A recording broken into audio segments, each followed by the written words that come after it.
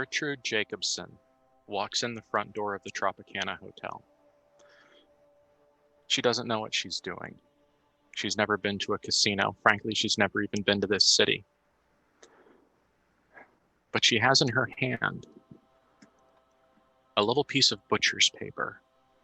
And you know it's butcher's paper because it's waxy and it has that robust crackling sound whenever she holds it that's almost tactile.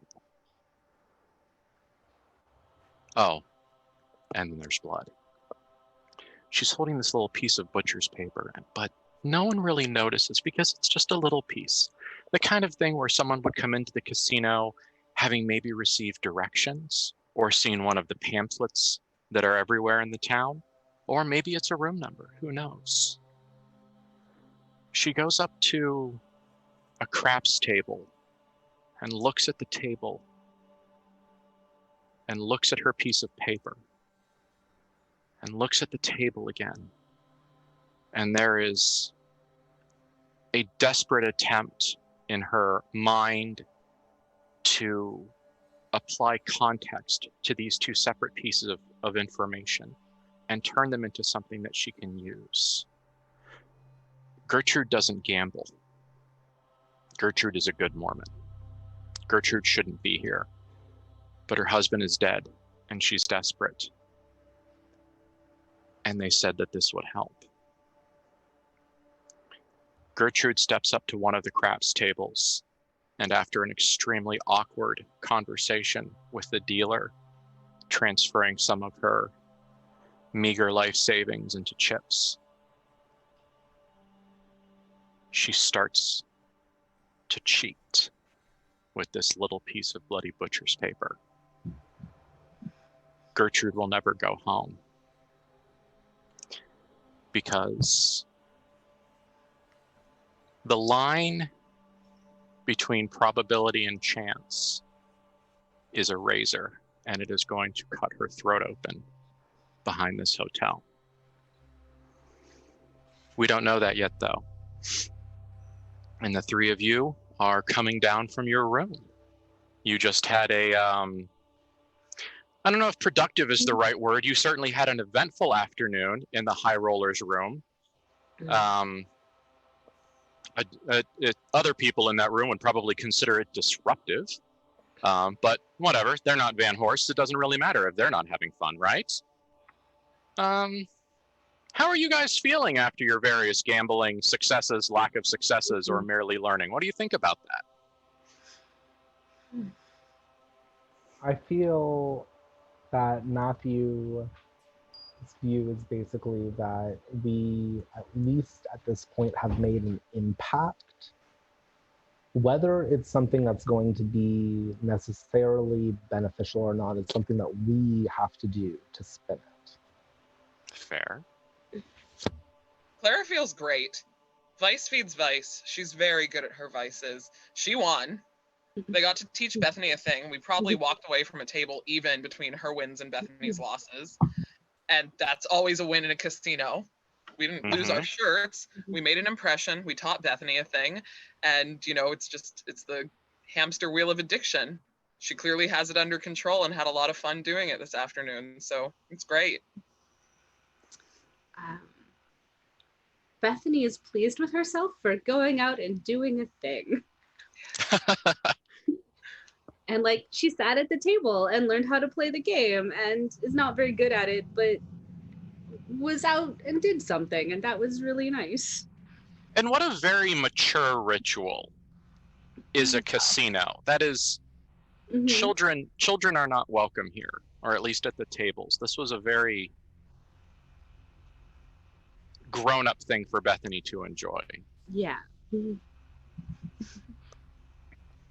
It's getting eventually into the late afternoon. Dinner's going to be in a little while. You have an address. It is apparently a restaurant.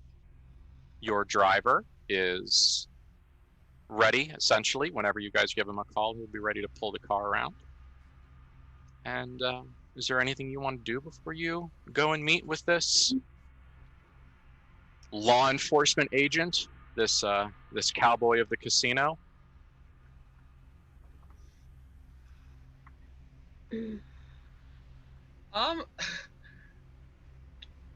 Get a drink at a bar, like, gonna do a shot before we go for some social lubricant. Okay. Because you don't want to be seen drinking too much at dinner. You have to be careful about that. But so yeah, just gonna stop for a drink on the way. Okay. A brief left turn into a bar. Yep. Very good. Does everyone else also?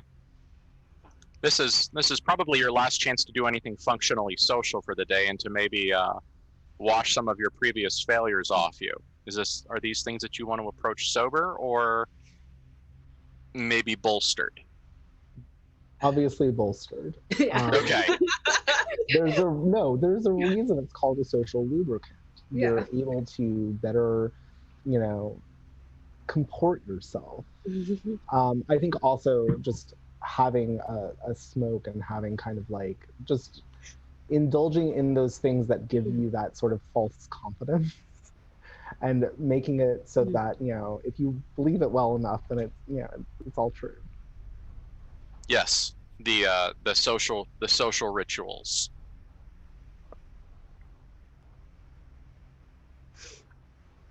Bethany, everything is fine until it's not. There is a moment as you walk back through the casino floor. Do you know what's the thing that holds the cards? Because I lost the word. A shoe. A shoe. I was thinking it was a foot, so I got the right part of the body. Yeah. The shoe, these beautiful wooden pieces that have one singular purpose in this world. They do nothing except for the thing to which they are designed. There is a moment at one of the tables where no one else is responding, so it has to be fake. It can't be real, because there would be running and screaming, where the dealer turns and instead of the shoe, it is a cockroach the size of the shoe. It's 18 inches long, and it's greasy, and it's got these kind of fungal, bile mustard yellow fungal growths leaking out of the joints of its exoskeleton. And the dealer, who is extremely handsome and very talkative and is absolutely just smooth, turns with that same smoothness, punches his hands into the carapace thing and starts pulling cards out of it, slapping gelatinous oobleck onto the table, and it's slapping onto people, and no one's responding, and it's got to be fake, because how could they not respond? You can almost smell it from here. Bethany freezes in the progress. She just stops, realizes that she's stopped in the middle of the casino, and to cover, like, pulls out her cigarette case and lights a cigarette. Can you light a cigarette right now? Dunno. Gonna try. So, siblings, Bethany comes to a shrieking halt, and her entire existence apparently tunnel visions to preparing a cigarette. As any gentleman would, Matthew sees her shaking hands, and he sees her attempts to light the cigarette, and he just quietly says, "Please let me," and lights her cigarette and puts a hand on the small of her back. Yeah, Claire's there on her other side, like hand on outside of arm and shoulder, and just kind of giving her real touch, something to lean against. Perfume is there, smells like Clara, and just holding on. Bethany leans back into her siblings, but is also sort of whispers at them, "We should move. They'll notice that we stopped walking." Of course. Okay. And moving forward. Yes, a message is sent for your driver, and you walk into the brutal Arizona heat. This ain't Pittsburgh, Yins guys. This is a hammer blow. It's like being beaten to death with sandpaper that's on fire. But the car pulls around, and the driver, nice young lad, hops out, opens the door, helps you guys in, and it's a little bit better in here. Matthew tries to pat his brow, only to find that it's completely dry. Yes. It's already evaporated. And Yeah. he's just that sort of moment of, oh, okay. I'm just having the moisture sucked out of me. Yeah. It's pretty terrible, and it's not something your Lehigh Valley bodies are particularly used to. No. Summers in Pittsburgh are sometimes sunny, but never absent moisture. Yeah, and that's one of the things, like, he kind of reacted to the heat in a way that you would to that sort of humid, wet heat that kind of can happen. And this is something that's just, it is a different kind of brutality. It's not a heavy heat. It's a blunt force heat. Yes. And that desert, that dry desert smell pushes itself inside your nose and mouth. There is a sensory invasion. And it smells empty at first, but then you don't want to say that it smells of life, because it's not the smell of life. This is not the smell of a forest or a living ocean or anything else like that. Things are here, but it's very desolate. This is the part of your mind that has been trained to pretend that it evolved, that it wasn't shackled here by a power greater than you. The monkey brain, it does not smell water and food and shelter. It smells danger.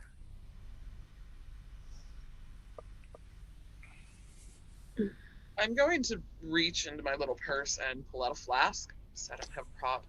And she kind of pours it open, takes a shot, and goes, "We should keep our mouths moist.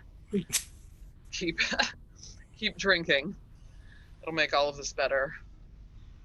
But so she takes a second shot, and I would like to roll for enhanced awareness, because she's just staring out to this desert that feels very not right. And the moment that it feels like danger, she's worried about, what are we driving into? Where are we? How can I protect my siblings? Okay. So, here we go. Oh no. One dice down. Well, that's lost. One is an 8. Oh, and a 0, so 18. I got a good enhanced awareness. Oh, enjoy it while it lasts. Uh-huh. Lord.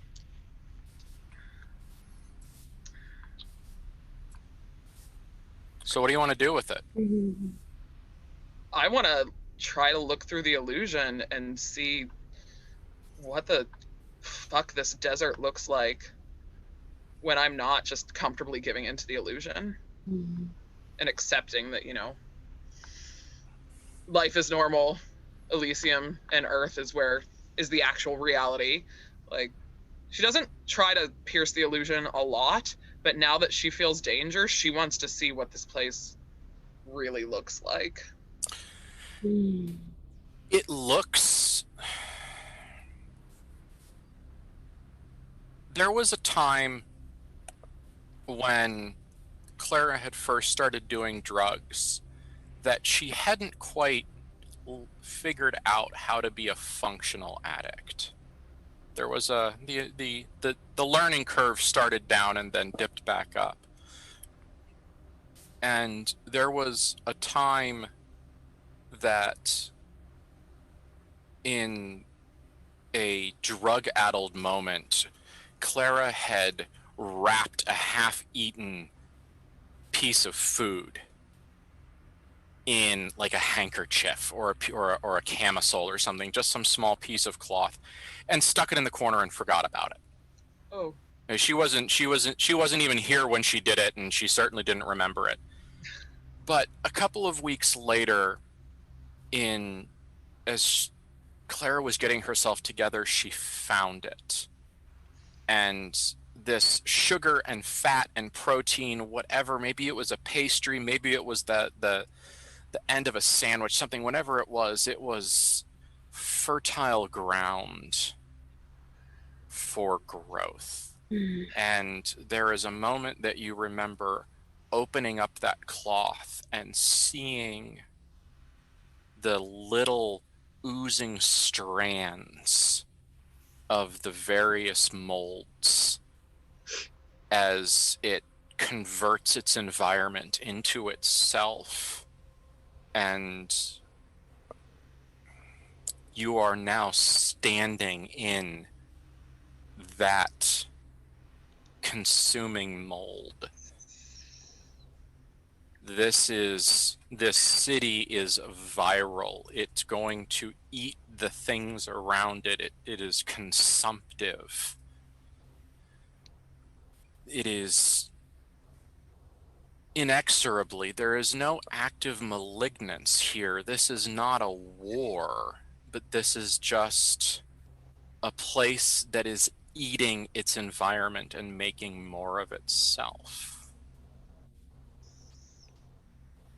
And you can now, even in your head, imagine the spread away from the main road, the beautiful tall hotels, the lights, the beating heart of it, expanding slowly out into little bits and pieces of small buildings and smaller roads that go from paved to gravel to dirt.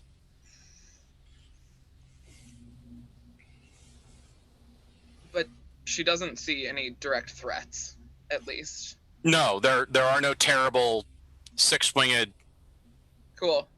god monsters standing on top of a tall tower. There is nothing like that. Reassuring? She takes another drink and she goes, this city is infectious in its own way, but I don't think there's nothing following us that I can really see. It reminds me too much of the other place.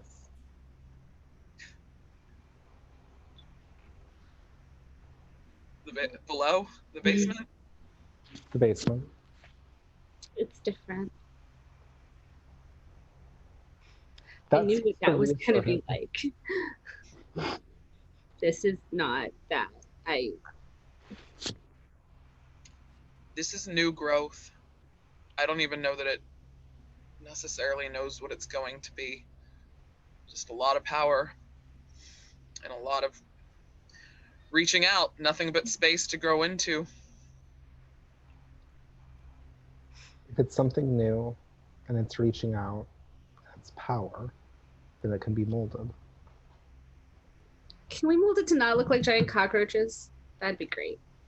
I don't like Cockroach? That's a goal. That's Yeah. a goal. the thing that wasn't real. Right.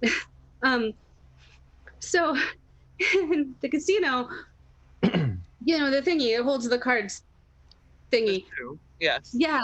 It was a big cockroach and he was reaching into the cockroach to get the cards and then they were pusty. I understand why you stopped. It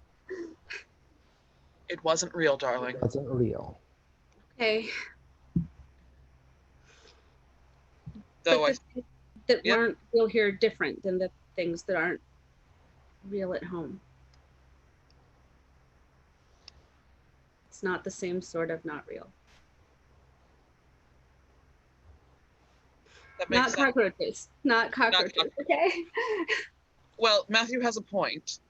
If we would decide that we wanted to stay in this place, then yes, maybe we could help mold it. We've got money. We can make friends. But realistically, it's not our place. We don't have to. We finish whatever this mess is with Bertrand. We figure out what it is, and we go home. Of course, but there, everywhere that we touch should be left better, in my opinion. Why He shouldn't leans we? over and kisses the corner of his mouth and goes, "Reasons I love you." I love you too. To dream the impossible dream. You guys get to an intersection. Everything seems perfectly fine. A guy kind of walks in front of the car and does a very kind of informal, like, give me a second hand gesture. Not imperious, but kind of like the, I'm seeing something on the cross street that you're not, and I'm just letting you know to maybe hold on a second. It's very convivial. There's no malice. There's no, there's nothing about this that looks bad. And you hear a couple horns honking.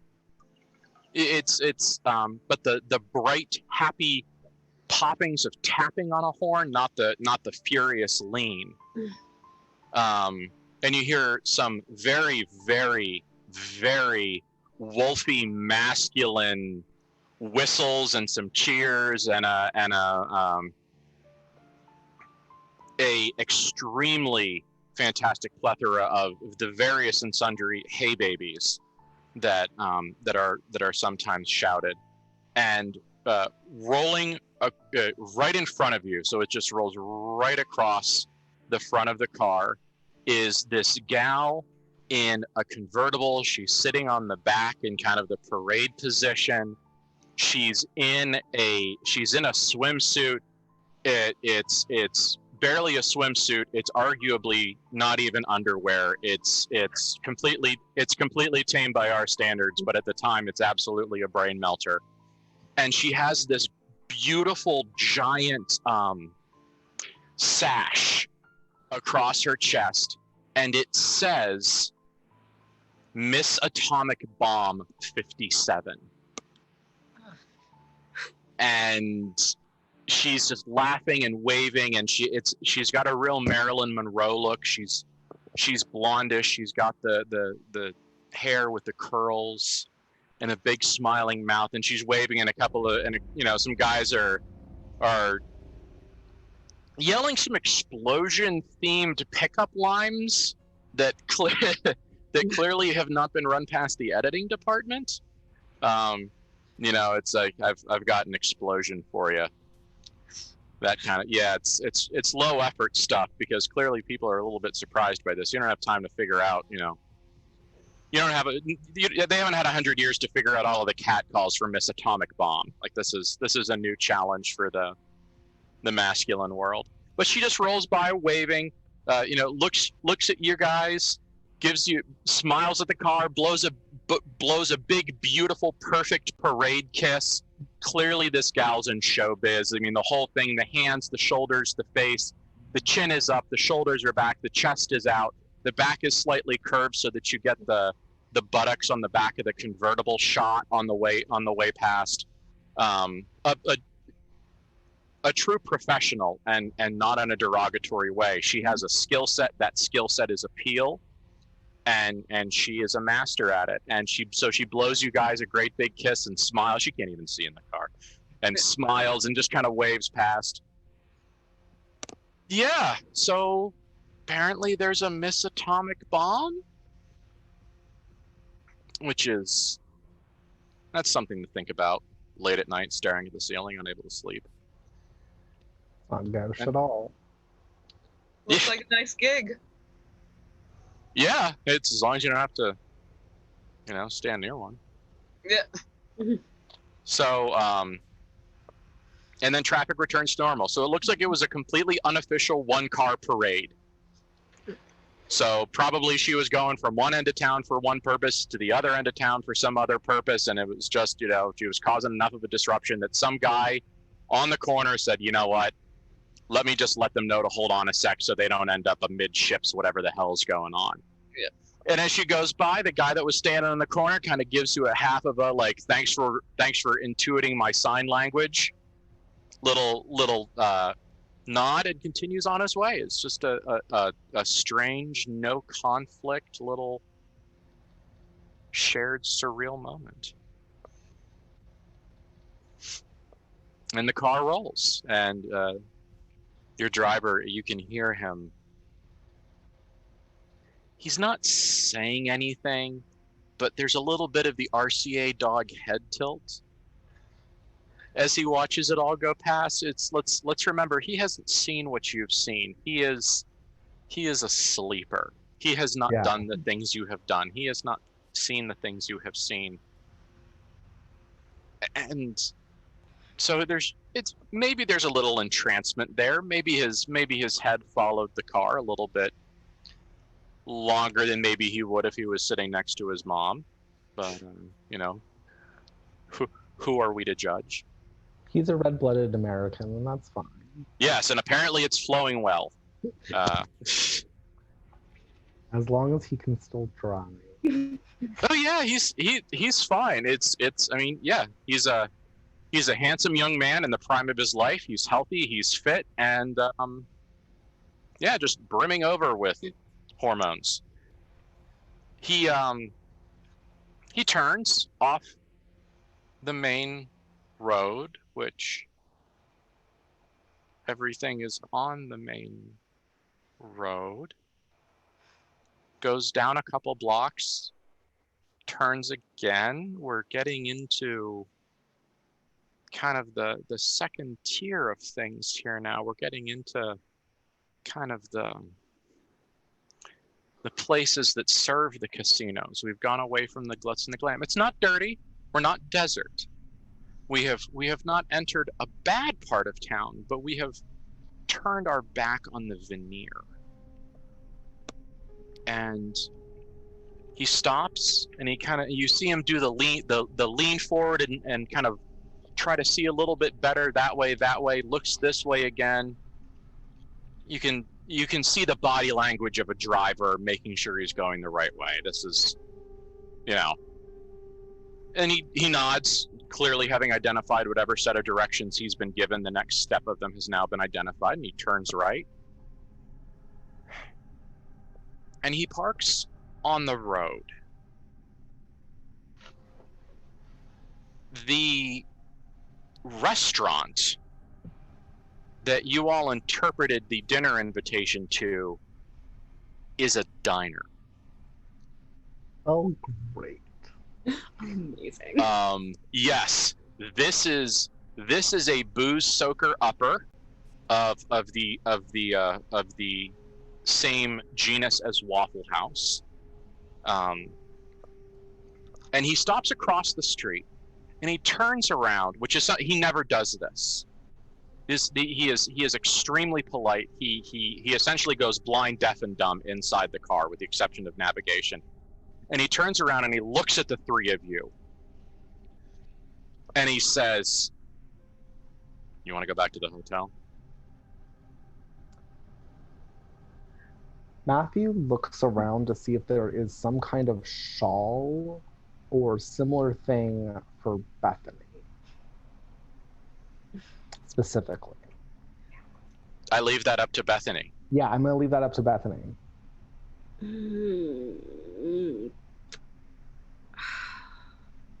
Probably not. It's the desert. Yeah, it's 165,000 degrees. Yeah. Warm. Not like... No. She might do the same thing that Clara did, but there is some glitz that does not come off. So she'll pull off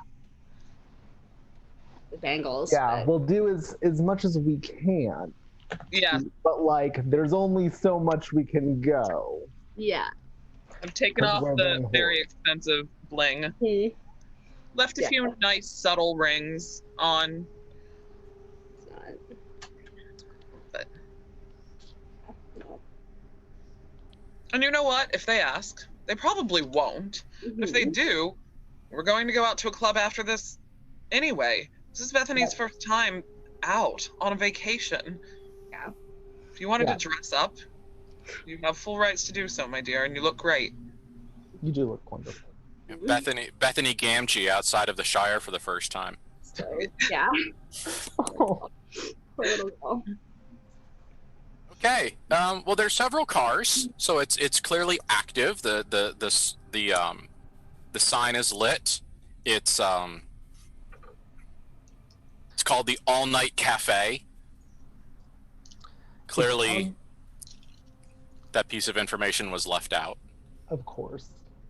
It's Uh, ALL-NITE Mhm. Cafe. Oh, lovely. Mhm. Yeah. So we're also not going to be in private. Well, Mhm. doesn't look like it. Let's go. Matthew will basically look over, have seen that,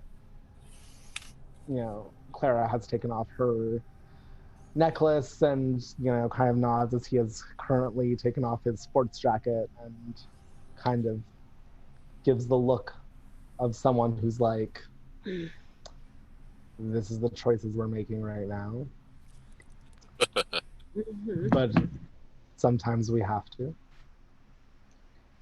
If there is something actually dangerous going on, if he's under surveillance or we are far less likely to be noticed here than at some high-class restaurant, Mhm. moving and shaking with the people who would be involved in what's going on.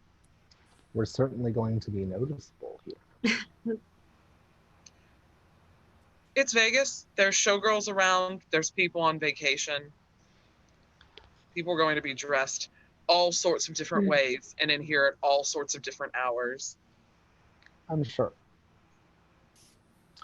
It is simply frustrating that I don't think that this wasn't done on purpose.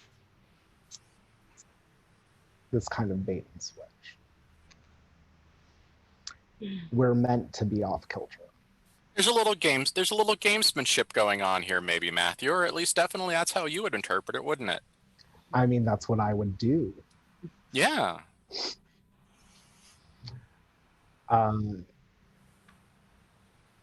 But I'm not going to let it get to me. And we'll just keep going. All right. As you guys walk across the street, the first thing that you see is that there is a gentleman who is looking directly at you. He is leaning up against his car. He is doing an appreciable job of simulating I'm on vacation. But he is clearly not, because no one in the history of ever has ever tucked their Hawaiian shirt in. No. Oh, bless. Yes, it is a fantastic Hawaiian shirt. It is a two-color Hawaiian shirt. It is a soft blue background with some white flowers on it. Oh, that's beautiful. Yeah, it's nice, and he's wearing khakis by God, and he's wearing not business shoes, and clearly he has done extensive research on what casual adult human people wear when they are not at work. I see. But getting closer, he is also a creature of military precision. The gig line, the line from his collar down his shirt to his belt buckle to the fly of his pants is perfect. You could draft a drawing with the lines of his clothes. He is shaved. He has a clean shaven face. He is beginning to develop the gentle evening, that not quite stubble, but that almost like you look a little dirty. His hair is done. He is damn it, the man is handsome. He is healthy. He is fit. He has light brown hair, matching eyes. He's clearly been outside a lot. He's got a little bit of that the farmer / cowboy weathering. He's got some sun. His arms have also seen sun. He's been outside. He is a working man. You can, were one so inclined, you could certainly imagine a great deal of things being done by those hands. But he smiles, he sees the three of you, and there is a calculation, there is a recognition, there is a set of pictures being contrasted and compared in his mind. And he recognizes you, puts a cigarette on the ground, and stops leaning on his car, stands up straight, and then lets you come to him. Not a power move, but peaceful. He's very foreign. Yeah. It's, yeah, the geometry, even now, the geometry of this conversation is off. He is either so profoundly certain of himself that he feels no need to compare and contrast his power, authority, or capability with anyone, or he is such a fucking knucklehead that he doesn't know how to play the game. And hopefully you'll figure this out by the end of this conversation. Matthew is the type to never assume the latter, because that's how you get fucked over. Mm-hmm. So he will try to basically approach in kind, Okay. which is hard for him. But he will. Did we get the name of the gaming commissioner? Yes, this is Officer Michael DeFontaine. And he will approach. Mm-hmm. He'll let the other man introduce himself unless there is a pause of waiting. Nope. As soon as you guys get within kind of conversation distance, he gives you a wide, earnest grin and says, the VanHorsts, I presume? Good Great. to see you. My name's Michael DeFontaine. I'd love to have dinner with you. I'd like to talk about a couple things with you, as I said on the phone. Of course. Please. So let's head on in. And he hustles over and opens the door for all three of you. Thank you, officer. You're very welcome. Matthew Clara will- is smiling her most flirtatious, warm, she's on smile, and she's enjoying it too. He's handsome and has power, and she's gonna do her best to enjoy this whole interaction, but it's an honest smile, and it is warm, and it's just a little flirtatious. His smile is not flirtatious, but a very kind of like, I see what you're doing. Just it's in one eyebrow. Mm-hmm. But he closed, Bethany comes in as well, presumably. Yep. No? No, she'll come in. She will. Okay. Come in. At least it's cooler in here. Yeah. It is a diner.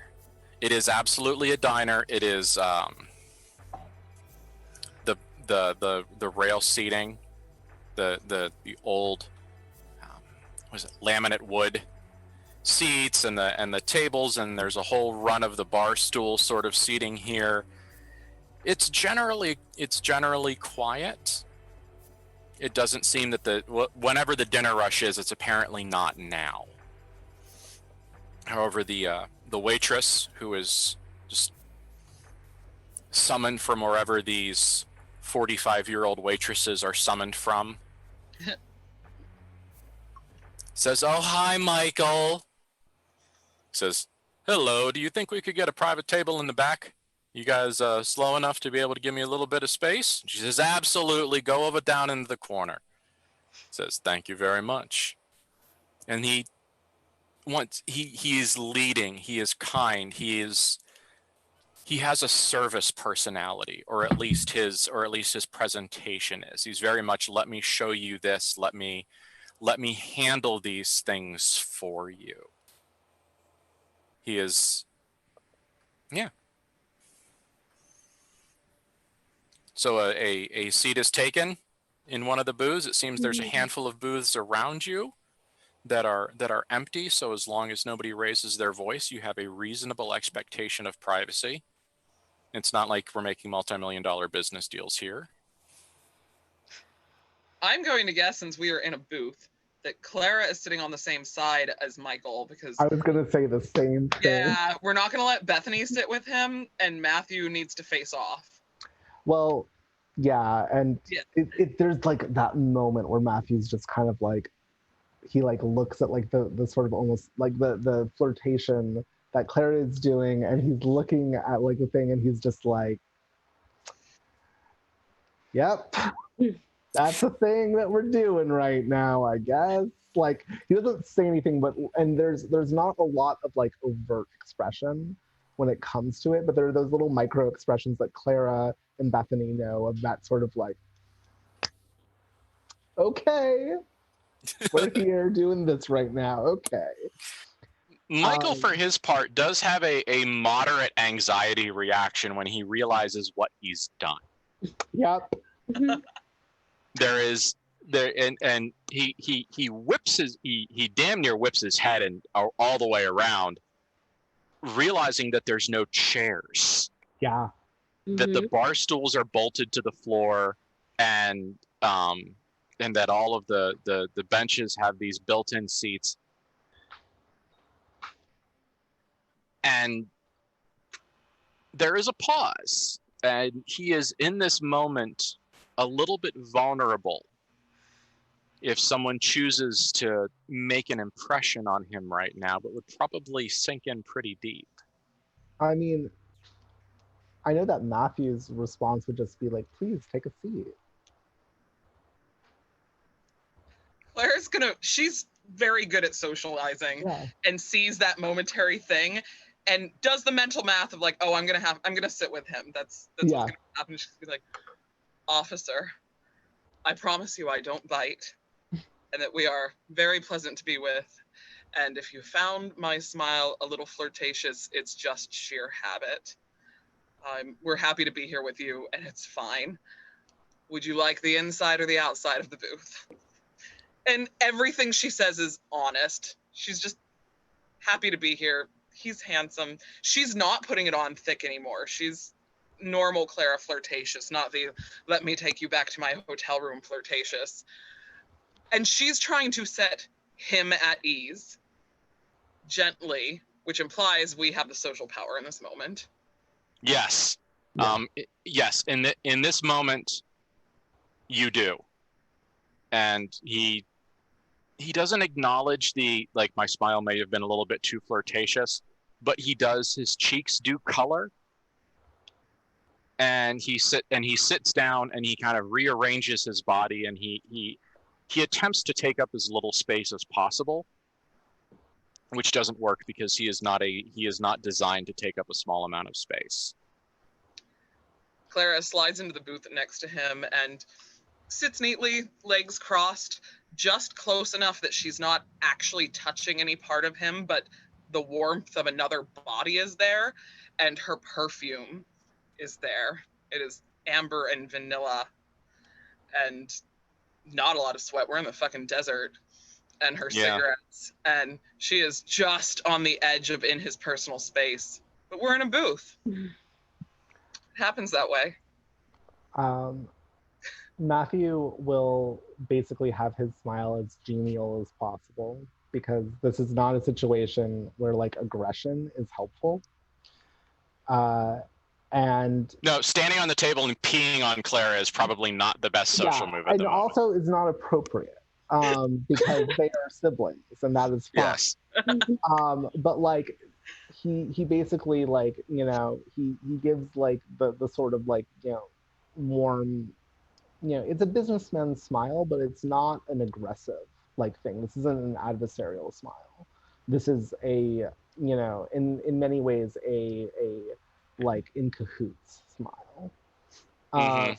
And he slides into, so he's across from um Michael. yeah, the officer, and so that he can make sure that also Bethany is able to easily get out if she ever needs to.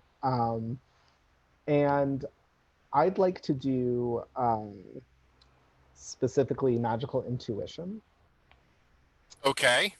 because he is very, like, he's basically examining this person on two levels. Like, I'm probably going to be doing sort of a read a person, which I'm not sure if I can do just off of now. It might be something that I need to do once we talk to him a little bit more, but I'm definitely doing magical intuition first. You're gonna need some more interaction time before you can register him enough to be able to. Yeah, that's what I thought for read a person. But for magical intuition, like, one of the things that he's just trying to make sure, because he's paranoid at this point. You know, he's been paranoid for the past, I'd say, 4 years. That he wants to know that he's dealing with someone, at least when I say on the level, I mean on the level of Elysium, No, that makes sense. so to speak. So that is, I rolled a 13 plus soul, which is 15. So I have 3 options, 2 of which can have later the scene. I'm going to learn something about the creature's true nature, and whether that's just like, this is just a dude, that's fine. He is dude. Yeah, that's He fine. he is 100% grass-fed, pasture-raised American dude. He is so profoundly absent of weirdness. That's so refreshing. Yeah, he's just a guy. There is nothing about his aura or anything that he's giving off that indicates that he has seen one fragment of a fraction of a percent of the things that you all have seen and endured. I mean, that's lovely. Yeah. Like, Nafi's smile like becomes even more genuine, of just like, oh, how lovely. Like, that there's like, oh, great. I'm just happy this is the thing that I am dealing with. And once everyone is settled, he'll just say, I really want to first say, I really appreciate you reaching out to us. Yeah. Well, I gotta say, I'm actually kind of surprised to see you out here. I mean, I know I invited you out here, but see, I'm friends with Andrew Kaminsky, and he was the officer in charge at the whole that Phoenix communist disaster that y'all went through, and I'm so glad that everybody is healthy. It's been a while since we talked to Officer Kaminsky. I hope he's well. He helped us a lot. It was a horrible time for us, but well, he and I have both seen some things. I mean, we've both done law enforcement for several years, and so we've I won't spoil our supper with the details, but we've both seen some things here and there, and we were friends. We've done some work together. I was actually from Pittsburgh, or at least spent some time there in my teenage years. So he and I were friends there. We went our different ways when we both entered law enforcement. But yeah, we talk about things sometimes. We talk about the Phoenix bombing, talk about the kind of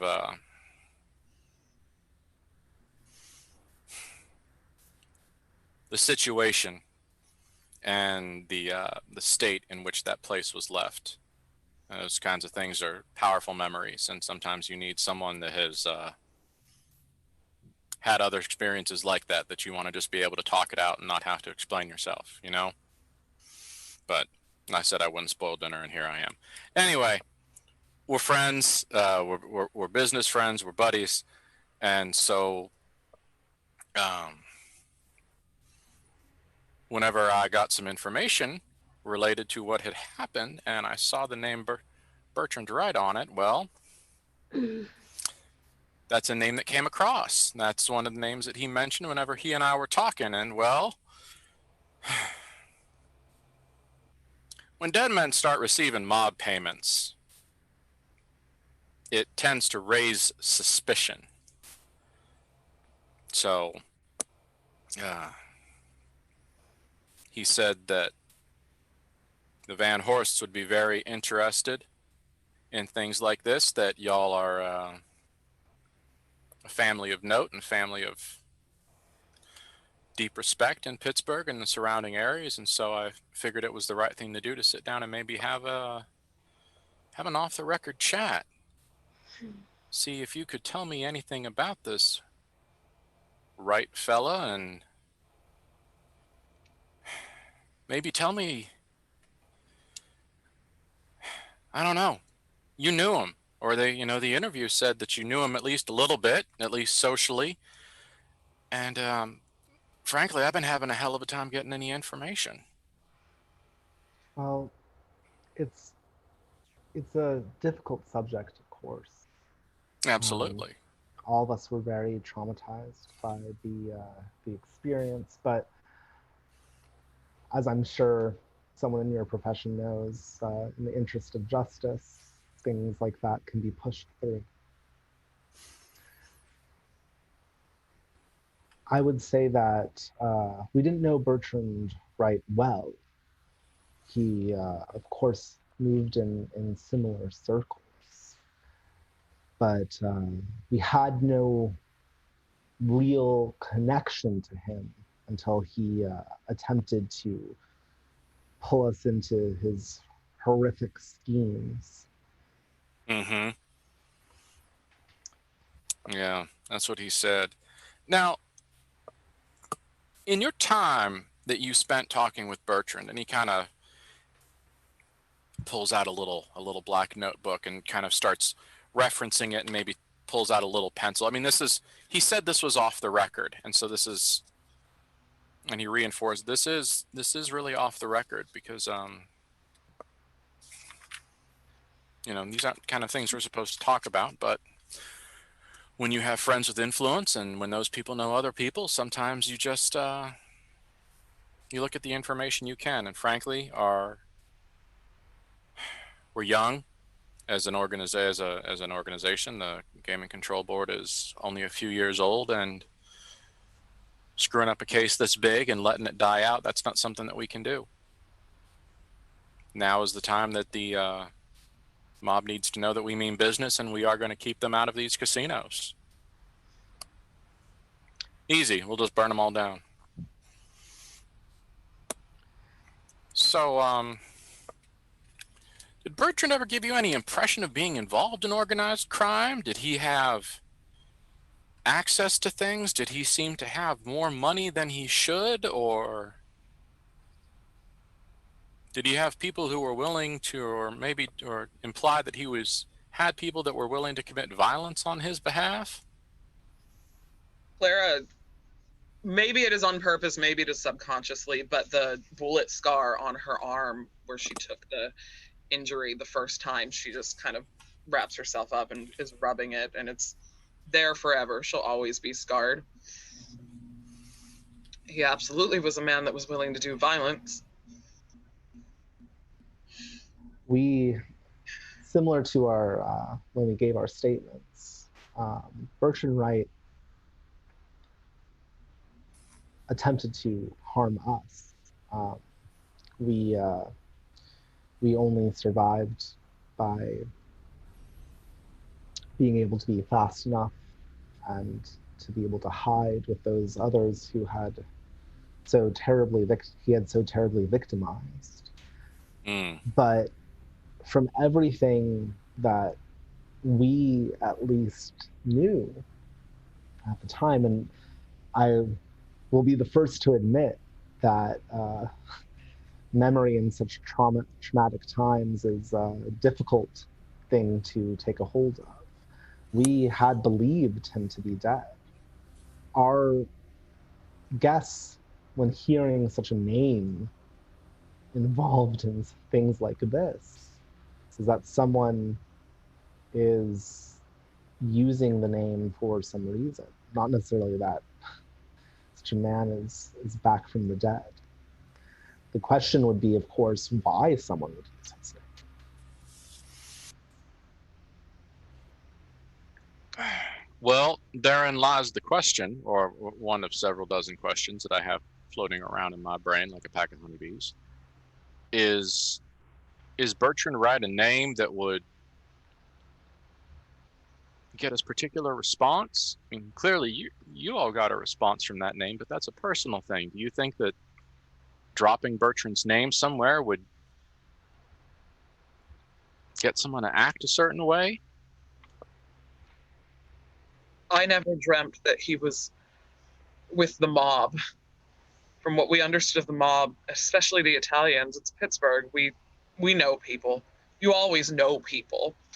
Bertrand didn't seem to run in those circles, but he was absolutely a man of power, a man who wielded power over a large chunk of society and knew how to do it in a way that he would twist your mind.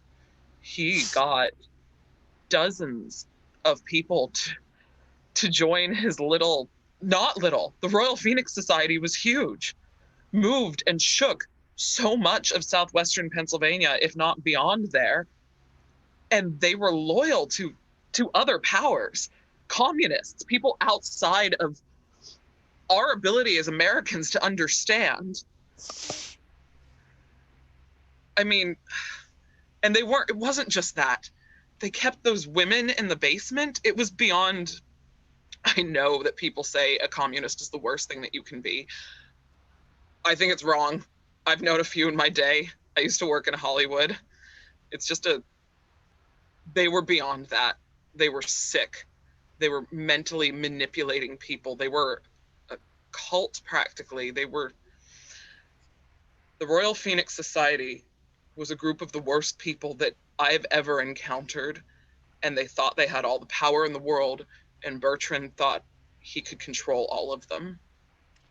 I would say that from my brief interactions with Bertrand Wright, that I would not be surprised if a man so desperate and desirous of power and with the respect and funds that he had to create such atrocities as what we saw upon those women.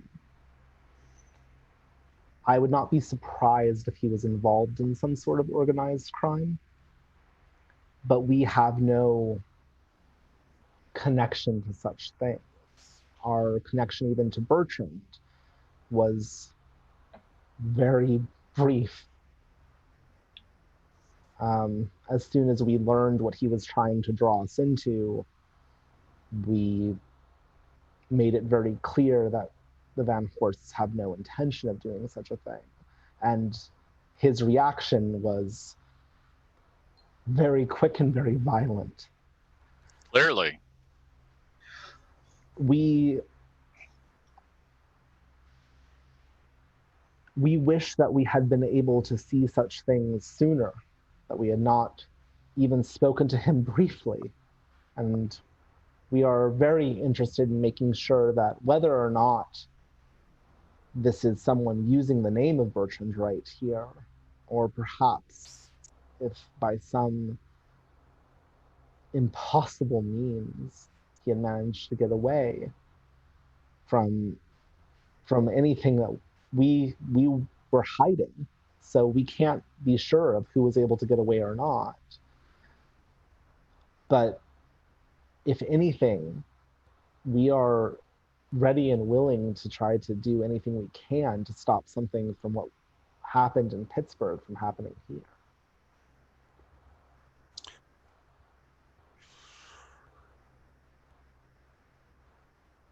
You know, you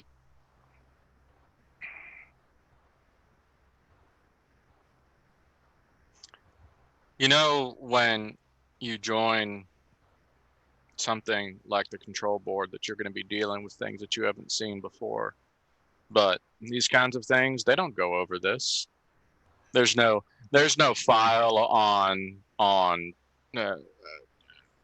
mad women keeping communist death cults. That's we don't even. That's not even a reference number. I'm taking your experience too lightly, and I'm sorry. No, I mean, to be fair, being a Steel Baron's family didn't really give us a reference number either. This was not anything that anyone could have been prepared for. Do you have a photo of the body? Do we have any picture of who Bertrand Wright out here is supposed to be? No, we have not found a body. We have not seen hide nor hair of Bertrand Wright, but let me fill you in on what's been going on. Let me kind of. On May 2nd, a man by the name of Frank Costello was shot in New York City. This man is a prominent member of the mob. And when he was shot, he was not killed. His skull was grazed. And through methods I have not been privy to, the police ended up going through some of his personal effects upon his in his coat while he was being treated in the hospital, and he had to the penny the receipts from the Tropicana casino from earlier that week. The gross was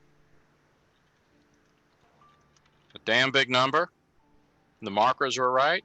The slots winning $62,000 in a day. And there were some notations at the end also. Now we know some of these names. We know the executive director of the hotel. We're sitting on him. We got two big guys sitting on him. He's not going anywhere till he squeaks. There's a cashier by the name of Sam August.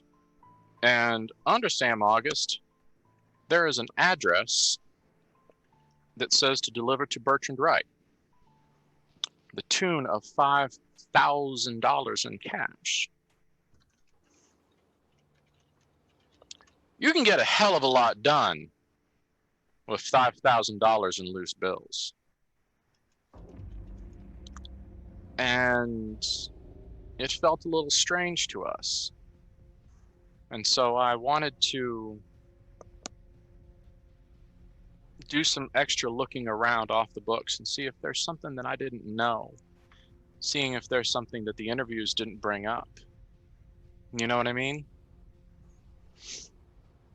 The address, is it in New York or is it in Las Vegas or Pittsburgh? Well, it's in Las Vegas, but no one's there. We've been there. It's a flop. Probably somewhere where some of the construction workers set up a little bit on the edge of town, or at least on the edge of town 5 years ago, and got drunk at the end of their shift. I can give it to you. I mean, there's nothing there. Do you want to look around? Look,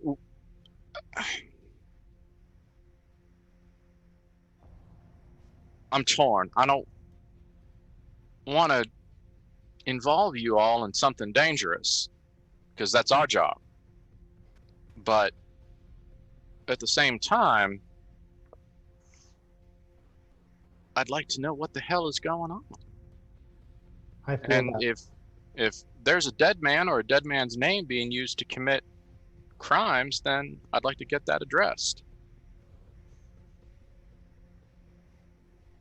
I feel that all of us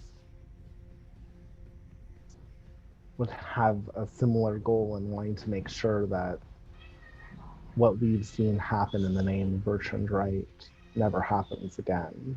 And I understand that you would never want us to have any more danger, but it is hard for us to sleep well at night with the idea that such a man would still be alive.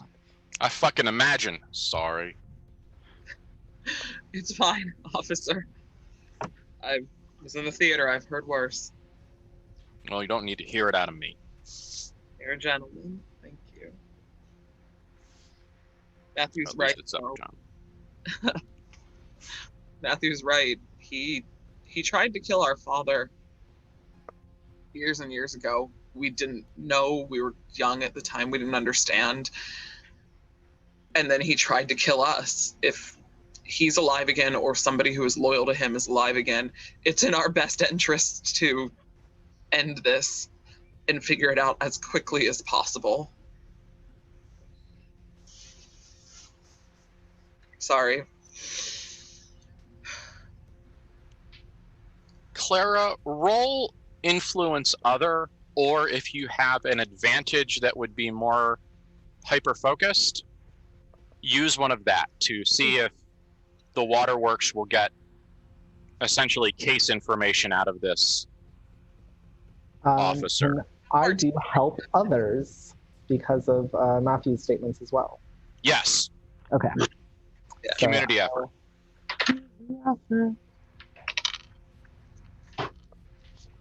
Oh, that's a 9.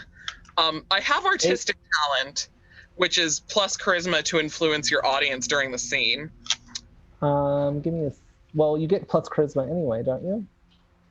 Oh, for influence, that might For make... influence other, it's plus charisma. Oh, okay. I am looking at helping or hindering, which is my.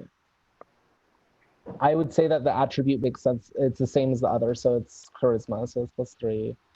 And our artistic talent really does require you to be engaged in your.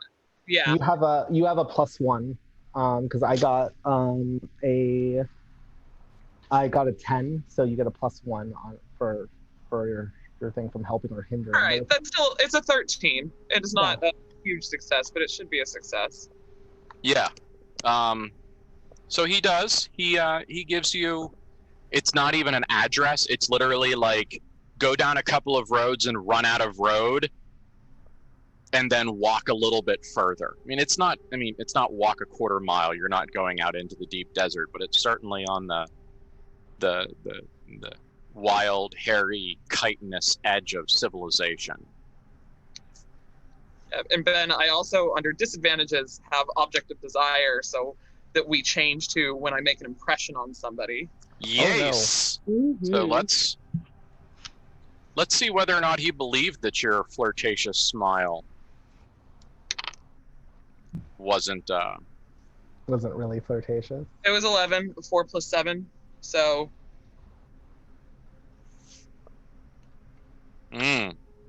Yeah,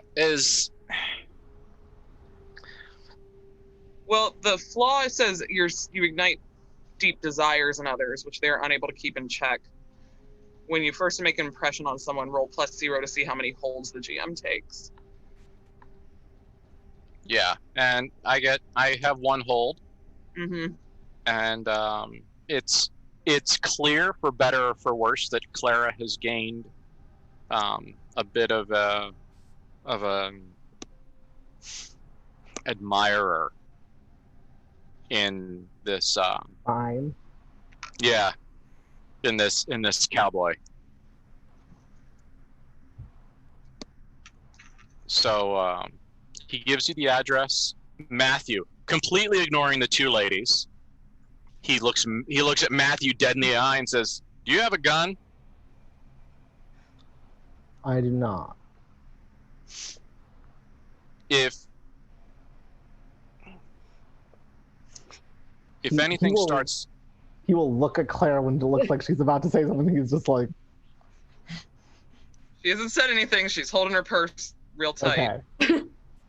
if any part of this starts to feel a bit too close, then I'd suggest getting one. I will You've take got that under family here advisement. with you. You need to take care of them and protect them, and you need to be empowered to do that. I will do so. Okay. I appreciate it. So,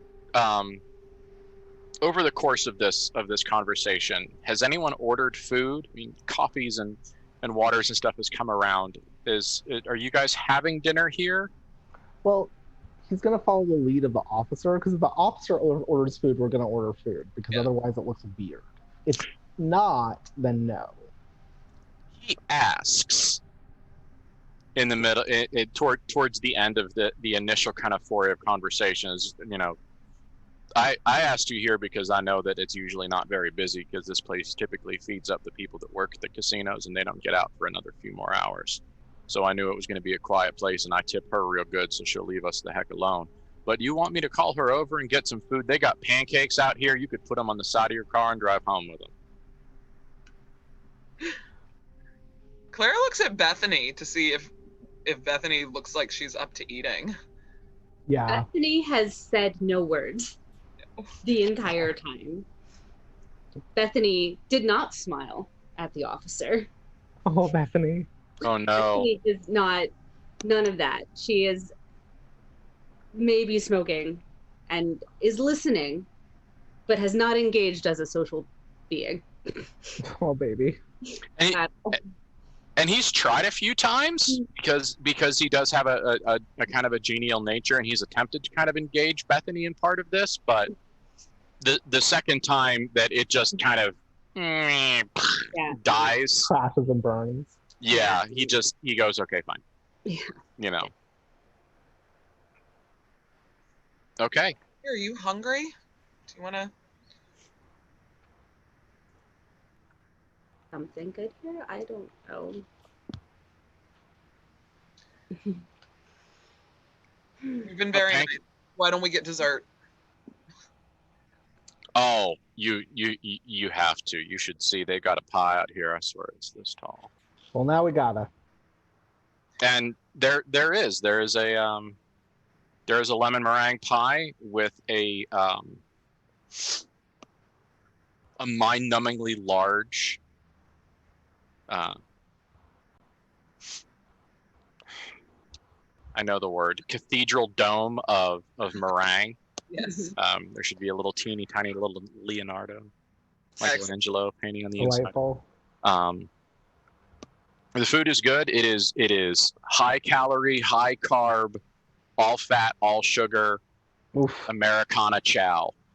Yep. You know,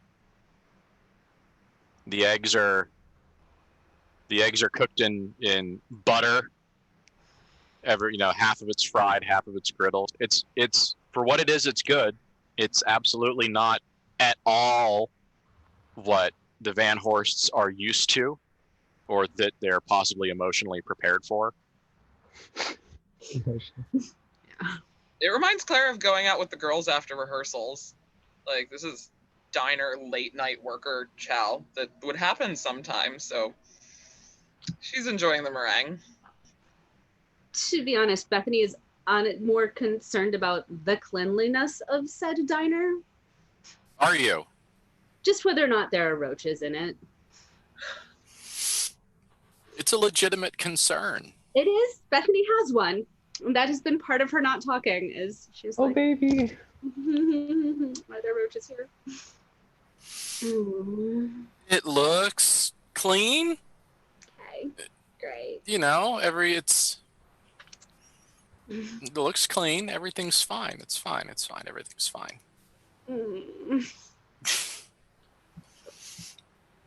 So Bethany's just essentially been sitting in the corner doing the internal mantra of "Get it off me, get it off me, get it off me." Pretty much.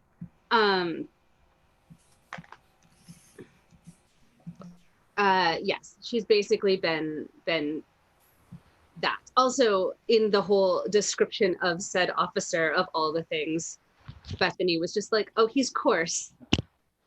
Great. He is. He's like earthy. It's very coarse. So Yes. Bethany's been judgy as shit about that because he's a boy. He's a coarse man, and yeah, why? No. Yes. So anyway, there was that. We're in a diner. There's maybe roaches.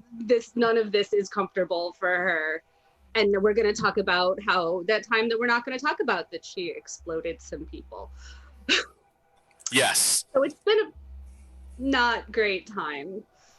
Yes. And yeah, that is where she is imagining roaches crawling on things where she can't see them. Okay. I'll just write that down in our little book for later. Mm-hmm.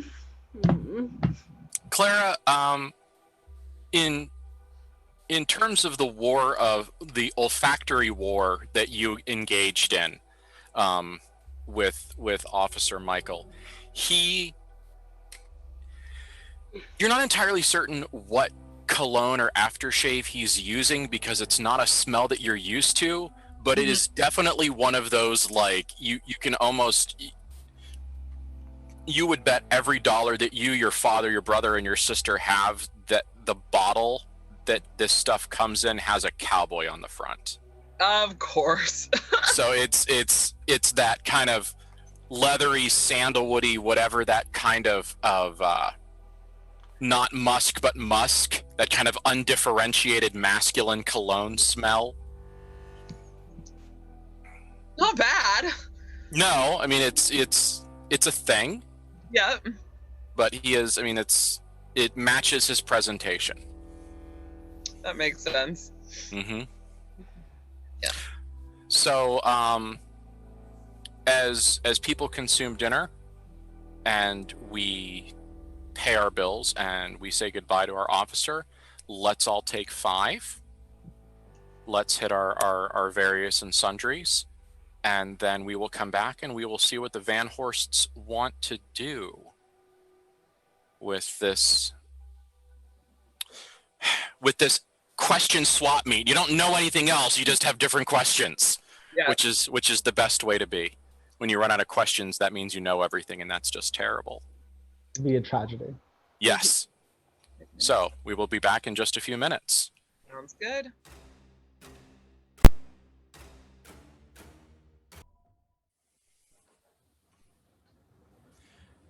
Hey Watchers, as we had our quick bio break, we also had a quick talk about what we're going to do later on tonight in terms of story, and we're going to talk a little bit about what we're going to do and consent. So Matthew and Clara are lovers. Neither of them are healthy people. The response to Mr. Cowboy is going to be violent, sexual, and unhealthy. We have discussed this with all 3 of the players. All 3 of the players have said that they are comfortable with that. They've all given us the green light tonight. So just to let you all know, this is the first warning, that there is going to be some sexual violence described later on in tonight's stream. And when we start getting there, I'm going to stop for just a brief moment. I'm going to say this again, where if you decide later that this is not your jam, feel free to step away. Remember, we're here to have fun. We're here to tell scary stories, and we're here to have good, scary times. So please don't hurt yourself in your head or heart watching a show. Thank you. We'd love for you to stay, but we also would love you more to be healthy. So, back to it. Dinner is done. There are no visible roaches. Bethany, however, is hung on the word visible. She does not have a great deal of faith in the ruffles of the waitress's skirt. They are designed to hide things, little things with tiny little gripping feet. And it's, have you ever really just stopped and thought about how many places a roach could hide? Like, if you ever really thought about it, like all the, like, where on your body you could keep them, where in your body you could keep them. I mean, God, if they started biting, they could be, yeah. So, yeah, no visible roaches. But is that better or worse? Because, as we all know, the only thing worse than finding a bug in your food is finding half a bug in your food. So, welcome back. So, we walk out of the all-night diner. into the slightly calmer but still miserable heat of Arizona. Officer, if you think of anything else, any other questions, this is where you can contact us. And she writes down the hotel and the number. Please call us. Be in touch. We'll make certain that well, wait. Should the front desk not know that you might be contacting us? I'll give you my card. So the methodology of discretion is discussed. Mm-hmm. In terms of phone calls, who would call who would call who where he's staying, how you could send a message to him, all of that stuff is figured out. Yeah. So the ways of being discreet are solved and they're figured out. And then using the hold from object of desire, he turns, so he's given Matthew a card and he offers a handshake. Does Matthew take it? Matthew takes the handshake. And, Okay. and he gives it in a friendly and professional fashion. Okay. He turns to Bethany and gives her an extremely polite a nod. I mean, she's been very quiet, and he's not going to attempt to get that to change. He is going to say, "I see you. I acknowledge you. Thank you for coming." Turns to Clara and pulls out a second card and gives it to her with a little bit of a flourish. There's just a little. If it was a coin, he would do the roll it across the fingers trick, but it's a card, so he just kind of does a quick visual analog of that. Hands it to her, looks her dead in the eye right in front of her brother that she's been fucking for 15 years and says, "If you ever want to get breakfast again, let me know." And then turns around and walks to his car. Have a good night, officer. She slips the card down her bra. Oh my gosh. And we're going home.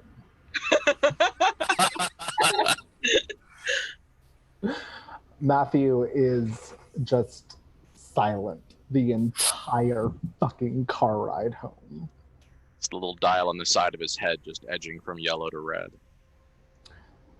Like, the expression on his face is just like, stoke me.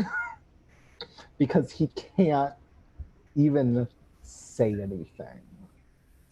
Like, it's not even a situation of the fact that, like, it's the combination also of the fact that Clara is always the one who wants this to be something that is open, and it's him who is always saying, no, we can't. And that this wouldn't have happened if it hadn't been for that. But at the same time, like, he's basically caught between the thing that he made happen in a lot of ways, but I'm not wrong. and so he's needs to find, a way to be. He's basically processing, like, who am I angry at? Because it's certainly not me. Perfect. Or Clara starts putting her jewelry back on, becoming her fancy proper self, not her actress getting information out of an officer at a diner self. Yeah. And looks back at him and is just, we need him on our side. You know what I was doing. I know what you do. Everything's fine. We have an address. Once we get some food into Bethany that is not made in a diner, you need to eat tonight, honey. You know that. This is me saying that. You need to eat something. Fine. I'm fine. You should still eat. Once we get some food and settle in, we can go investigate this flop house. Or we could go tomorrow. We should go tomorrow. Bethany, do you really need to eat? No. Do you no. Did you No. It's really, must we water the meat right now? No. Would prefer not to. Mm-mm. All the good prophets fasted. Depends on how tense the two of them get, because she will take an excuse of a meal alone if they are going to start this fight in front of her.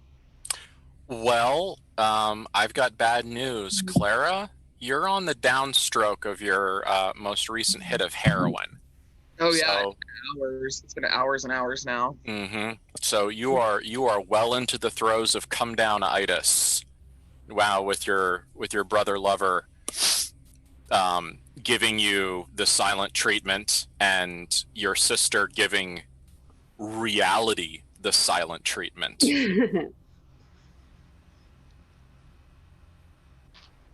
Look, both of you, we came out here for a reason. That reason is to figure out what the fuck is going on with Bertrand Wright. That is the man who knows things, who is going to be on our side in all of this if we can play nice with him. And I would rather us not pass out in the middle of things because we haven't eaten in 12 hours. Well, we're in a possibly very dangerous situation. I'm just trying to help our family here, both of you. I have eaten. Bethany, you should eat. I ate lunch. You should eat dinner. At least something. I don't need to eat dinner. Something small.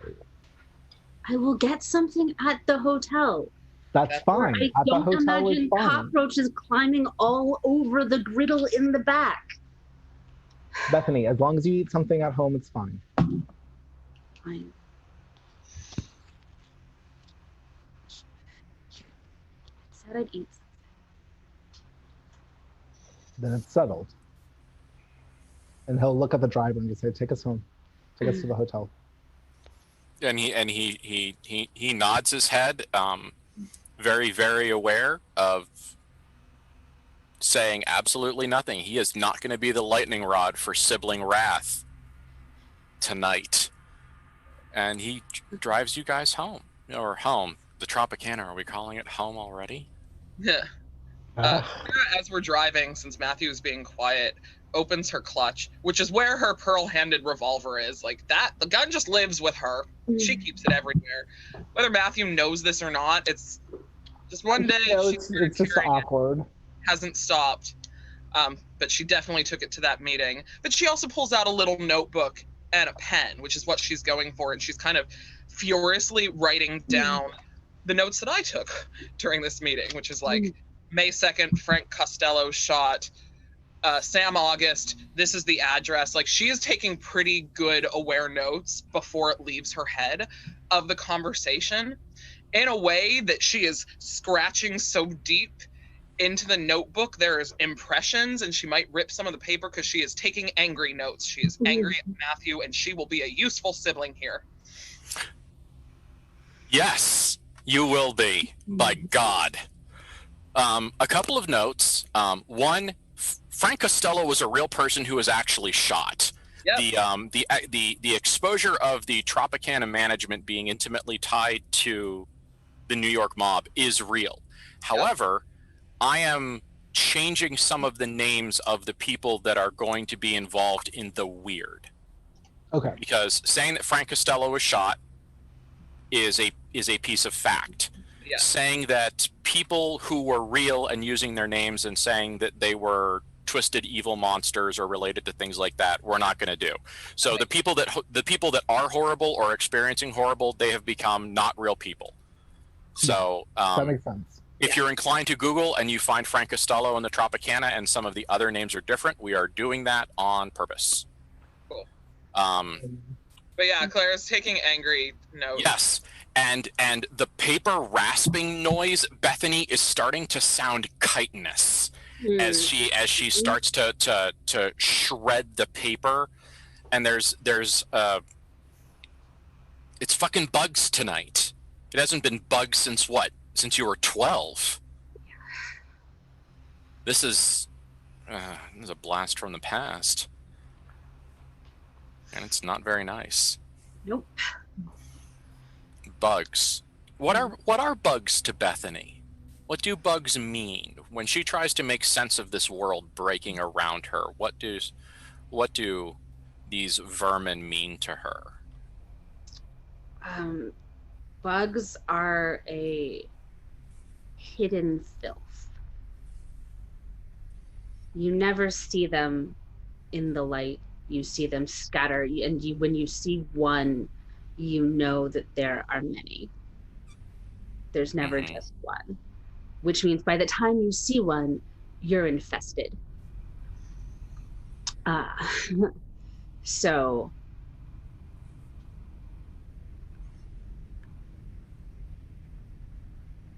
It's almost conspiratorial in a way. Yeah, and it's also slightly reminding Bethany of popping Elizabeth. Just the breaking through a solid layer into something that is fluid, essentially. Yeah. Is reminiscent of that moment. Elizabeth Wright, Bertrand's wife, who was a hemophiliac and always to Bethany's eyes looked like a sloshing bag of half-curdled blood. Yeah. Wrapped in transparent skin. Just instead, it's a carapace and that sort of white internal pus when you snap a bug in half. So that's the best. Yeah, so does not want to eat any food, thank you. Okay. So none of the that crunches and or is gushy inside. Yeah, no fried kale chips. No? Okay. No creme brulee. Oh. Oh yeah, that's a good one. No creme brulee. You're ruining that for me. Okay, great. Thanks. All right. I eat cockroaches. GM loses a stability. Oh gosh. Well, we've destroyed that. Yeah, okay. There you go. That happened. So somehow we managed to make it back to the hotel. I will say that Matthew also takes lighter notes, just because like I can't imagine him as a businessman not taking notes. It's not really even a thing that's like it's not even meant to be a thing of like I can take better notes than Clara. It's more of just like there's no way that he wouldn't take notes. So he also makes notations and uses that as something to focus on, but they are not deep. Like that, like it is meticulous and it is ordered. It is not something that is like his aggression is still just like within him. Okay. And the last note that Clara takes is she pulls the card out of her brassiere and like pastes it in her little book and puts his name and his personal number down in her notes in her own handwriting and then tucks the card inside just in case she would lose it. So she has it at 2 places now. The pen like breaks. Yeah. So Clara makes an addition to her little black book right in front of her brother. Yeah. Which makes everything better. Which of course that's a great de-escalator. I love it. They're fine. They're fine. Everything's fine. Up to the suite. Well, Maybe. you two head up to the suite. Bethany for a moment sees something. I just had a cricket start chirping near a window that's right next to my house. That's like there's a window right here, and a cricket the size of a VW Beetle, I swear to God, just started chirping outside of my door, and that was unpleasant timing, and I am not happy about that. I'm fine. Brought it to you with your insect talk. You can hear it. This to yourself. Yeah. Awesome.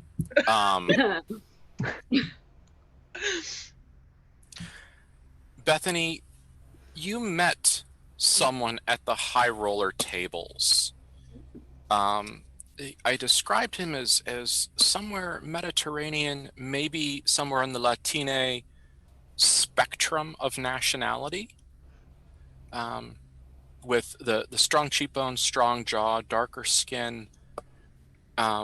He was the man in the corner. He was the boss. He was the supervisor of that room.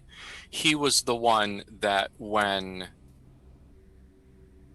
Matthew wanted to exchange a significant amount of money for the chips and the larger rectangular markers, he was the one who gave the approving nod. Mm-hmm. He is standing next to the door, talking with a lady who's probably about 60. He is looming over her, but he's a few feet apart, but he's looming. Somehow there is a piece of him that is above him, that is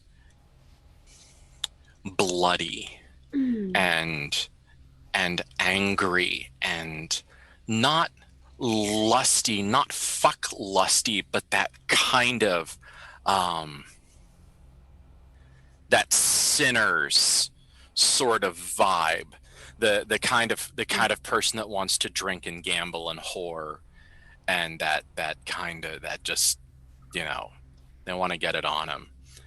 And he is in very tight control, and he is talking to this lady, and this lady is very modestly dressed, and she's in her mid-60s, and she is clearly sick, and you can see the sick in her.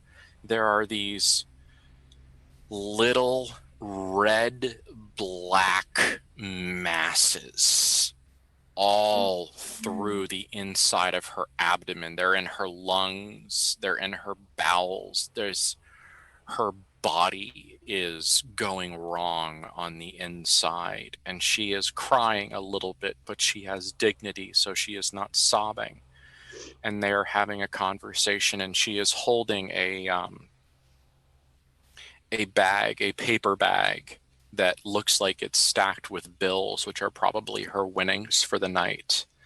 And it seems like this boss is questioning her. And you walk past, and your siblings are kind of blowing through, and you probably need to generally keep up with them. But you know for a fact that if you waited until midnight and walked to the very edge of the property between here and the desert, that you would find this woman's body. And her soul would not be in it anymore.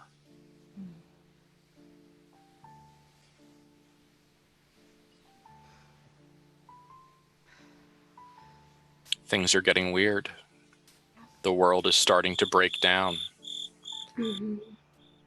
It is not okay. That's what I get for having a good microphone, right? So maybe that's a good sign, really, in the long run, that things are getting strange, that the world is getting a little wibbly wobbly, that there's holes being poked. That means something's happening, at least. But that means something's happening. Mm-hmm. Well, let's go see where the lovers are. Have you made it up to the room yet? Bethany got a little bit behind. Do you notice, or are you two too wrapped up in each other and in your toxic second act to notice Bethany being slightly absent? Honestly, like, I want the toxic second act. I feel like I care about Bethany. I would notice. Too worried about her too. But I'm coming down from a high, so maybe I didn't notice. Now the question is are you willing to leave Bethany behind so you can have the beginning of this argument with Matthew in private without her trying to fucking de-escalate? Or do you want her along so that you can keep Matthew from popping his top on you? Oh, I can protect myself from Matthew.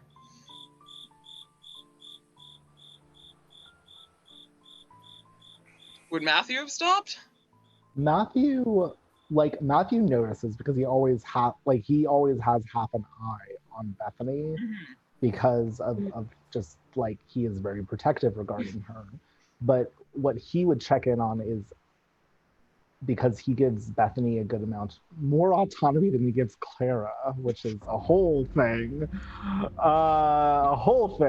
that we won't go into right now. He would basically turn to see Bethany and say, do you want us to stay? Bethany's gonna shake her head. Like, she's read the room. No. She can go. And y'all do this your own damn selves. yeah, and like Essentially. yeah, because like from his interactions with Bethany, a lot of their stuff is the trust that was built between Matthew and Bethany came at the cost of him being able to always be her protector.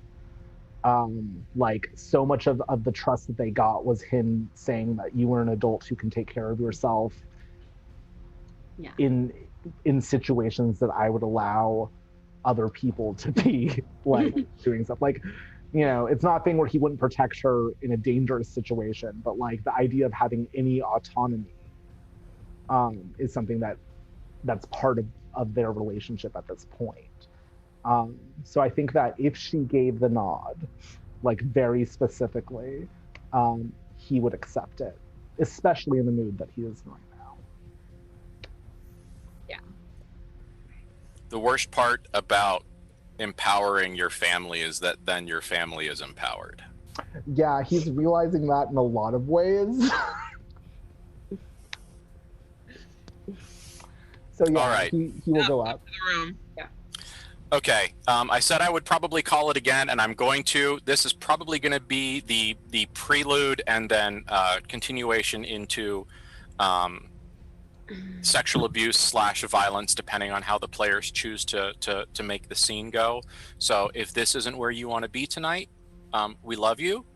Take a break. Do what's best for you. We did some check-ins before, and I'm going to do a check-in again with these guys once this part of this story is over. So, okay. Us as Fourth players, wall goes. we Go. have red light and we have stop and we have the X card. We have ways that if we decide midway into the scene we want to tap out, we all feel safe and we will tap out if we need to. So we've discussed those things. We just haven't used them on this broadcast yet. So I feel safe about it, but y'all tap out and we'll see you next time if you are not comfortable with this. And that's true on both sides. Like I always feel like it's important for, if we're talking about X cards and things like that, well, yeah, all three sides, that like if a GM needs to tap out, that's also okay. And also if I need to tap out because I am not comfortable, that is also okay. And you know what? If it gets too heavy, we'll fade to black and we'll do something spooky with Bethany just 5 minutes early. So like, you know, there's no wrong way to do this. But let's find out how it goes. Clara and Matthew go upstairs. Matthew, I think, immediately heads towards the bar because alcohol makes this better. Clearly. And he will look through it and pour himself some bourbon. He will look over his shoulder at Clara and ask, you know, do you want anything? Bourbon would be lovely. He pours her a bourbon. His emotions are controlled but aggressive. There are a lot of sharp motions. And he takes both of the glasses and presses it into her hand. She is busy pointedly pulling off her jewelry, either to go to bed or maybe to do something else, but that was her plan. So she's just pulling things off and stops, takes a glass.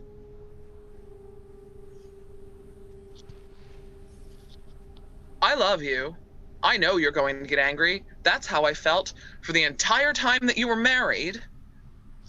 You can't compare that to this. No, you willingly married somebody. You willingly had a child with somebody. And I am flirting with somebody who is out here in the middle of nowhere, our only friend in this entire fucking desert. I'm just trying to get us power and some protection out here, and you willingly fucked somebody for many years and then had a child with her. I did what I needed to do for our family. You are acting like a whore. Oh, fuck you. I haven't slept with anybody, and I'm doing what I need to do for our family, so... I'm not saying that you were going to follow through. I'm just saying that you are presenting yourself as if you are an option. As if you would. And this is not the first time. I'm an actor, Matthew. I'm very good at what I do. And frankly, if it would get us information and it would get us protected out here and it would make certain we're in the place that we need to be, yeah, I'd fuck him. He slaps her. You are better than that. How dare you say something like that? So it's okay if you don't know. No, it's not okay, period. I divorced Angela for you. Yes, and yet you won't walk down the street holding my hand, darling. You and I both know why that has to be. I'm going to make certain our family is taken care of, one way or another. I don't think I need to take the officer to bed. Wasn't really in the plans, though he is very pleasant to look at. But I'm going to make certain that we have allies in this city. Would you enjoy it if you did? That's not a fair fucking question. And she kind of You said that he was attractive. Yes. She stalks over to the drawer where she's keeping all of her heroin and her needle and everything and just starts very angrily preparing a hit. He stalks over to her and puts his hand over it. I want to know, do you really consider me having to be with someone that I never wanted to be with the same as when you have your dalliances? Frankly, I hope so. I love you, and I don't want to think that you spent that long in a marriage without a single night of pleasure or enjoyment. I don't want you to have been tortured for all that time. Was I jealous? Yes. Am I glad that you are free of her? Yes. God, yes, I am. But I don't want you to have spent your entire life in torture and misery. Have fun when you have to. That's where we differ. I'm sorry for you.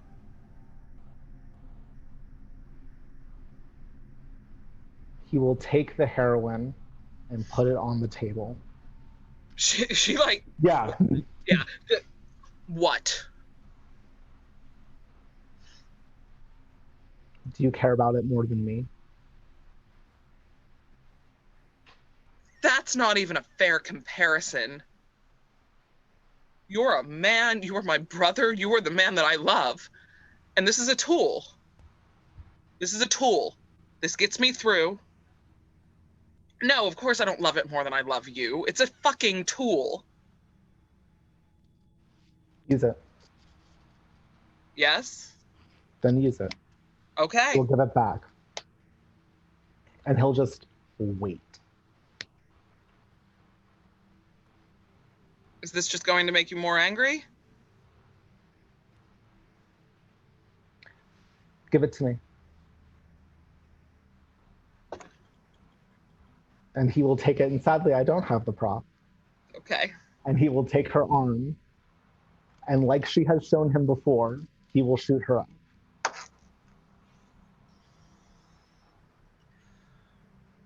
and he will take it out. He will like do all the things of like how you do like with that, with making sure that everything's clean. He will place it aside, and he will hold her face and look at her. I want to be the only thing that gives you pleasure. I want to be the only thing that you think about as something that you want. I don't want you to think about the people that you have to flirt with for the family as anything more than I had to think about my wife, because I didn't want that. As much as you may wish that I did, I didn't. And if I had to fuck someone for the family that I never wanted, that's one thing. But if you enjoy it, that's an entirely different betrayal. I don't know if I'd enjoy it or not. I haven't fucked him yet. Then don't. I won't if I don't have to. That's not the right answer. And she is slower now because everything is a little hazy. It is hitting and she feels better physically, but she's still angry and just things are slower, but she tries to get up. She's trying to get away from him. Just go, it is not currently in the plans, my dear.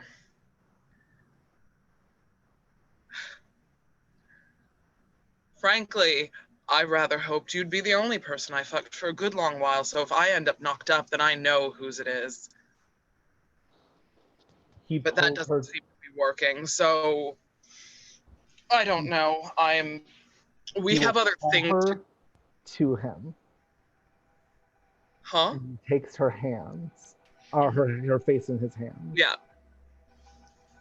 And he will press his forehead to hers and say, I love you. I need you to be with me right now. I love you. We have other things to be doing here than fucking each other. Not in this moment.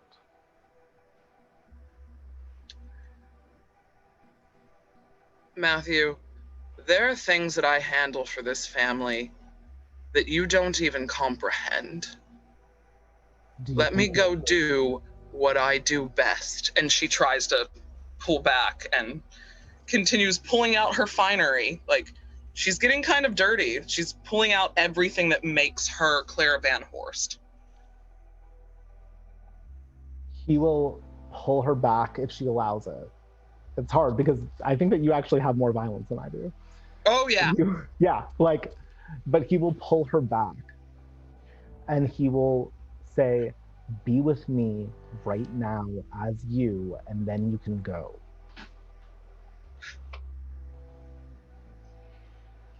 She looks over at the clock, Ben. What time is it? You know, it's a lot earlier than you think it is, and it's a lot later than you think it is. And these arguments are really good for bending time. Yeah. Where is Bethany? What is Bethany doing while her siblings tear it up? Bethany passed the conversation that was happening that was disturbing, and didn't linger at it after she got that impression. She is going to go out behind the hotel at midnight to find the body because she needs to know if she was right. And she's probably not telling her siblings about that one. Probably not at this point. But anyway, so she has wandered off to the casino floor, to not the high rollers table, because she is alone. But she has gone to go find a blackjack table and is playing cards. So long as it's not the one that had a big cockroach at it earlier, she's gonna be fine. No, that's on the other side of the room. You're fine. Right. Yep. All right. Yes, she's in the casino, not wasting time. She's playing, but she's literally playing to wait till midnight to see if that woman will be dead without a soul behind the casino, and she is also not going up to the room, probably to the suite between now and then, because no one will tell her to eat and they're having a fight, so she'll just stay here. There's some spleens and other organs that apparently need vented tonight. So she's just gonna play cards until she can reasonably go find out if that thing that she felt was true is true. Okay. Now, before we hop back upstairs, one last note for Bethany. It takes you about a half an hour of playing and having people get up and walk away for you to notice that you have been repeating verbatim every word that your siblings have said to each other. Amazing. Oh no. In the probability trance of the cards, you have heard so many variations on this fight that in this moment you are... It's not the best. No. The minute that I realize that that's happening, I need to look at the table and the other players and see if I've been doing this loud enough that other people noticed. No. Generally, people are intuiting it as that you are a slightly external thinker. Okay. And it's just kind of one of those, like, as long as the bets stay small, the weird glam girl, like, I'll play with the weird glam girl, but if she gets louder or the money gets bigger, we're done. Great. So that means she doesn't have to find a new table. So she's not. Okay. Because otherwise she was going to have to, like, if people are starting to give her looks, she was going to cash out and go find another table or a table on another floor to, like, go be the weird glam girl somewhere else. So she's going to order a drink to the table and start drinking about it, and has started biting the inside of her cheek as Perfect. she's playing so that she can stop verbalizing. She's just going to keep chewing on the inside of her cheek, and I don't know, maybe chew through it. We'll find out what they say next. Yep. So what are the next words that comes out of Bethany's mouth, guys?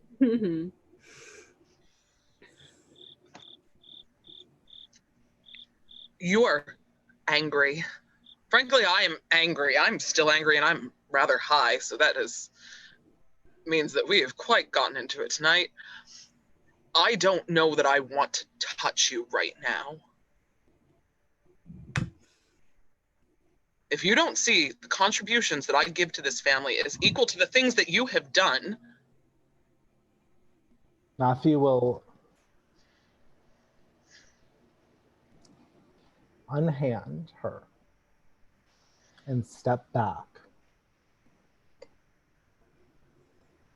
I see you as having equal contributions, Clara.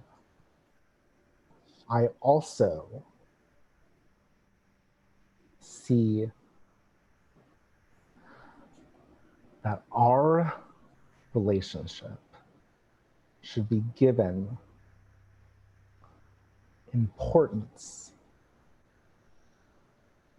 Do you not see it as equally important as waiting for an hour to leave? It's not like I was going to fuck him tonight. But didn't the jealousy make it a little bit better for you? Isn't that something that you seem to thrive on? I did not do this to make you jealous. Fine. Do you want to? Fine. Do you feel like this is revenge for Angela? You always bring her up. No! Then why? Because I hate this place. I want to go home. I want us to figure out what the fuck is going on with Virgin Wright. And I don't want to drag you or Bethany to a flop house in the middle of the night. I'm going to go alone in my blacks with my gun. You shouldn't. A place that neither of you understand. You shouldn't go alone. You don't understand the things that I've done for this family. You don't. Do you think of me so little? No. I think of you as a man. Then why aren't you treating me like one? Because of what I said. You don't understand.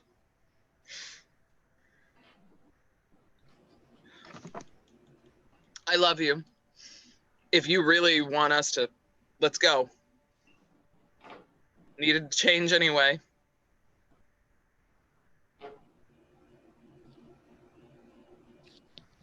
Not like this.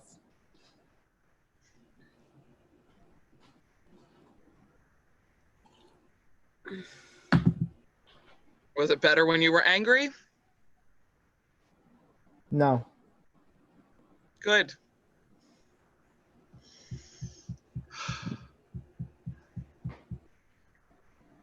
I love you, and I love our family, and I want us to have more family.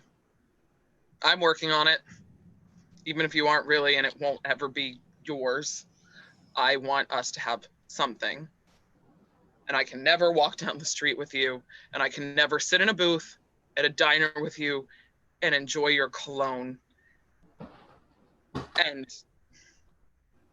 I just can't do any of those things because you've said no. And I understand, but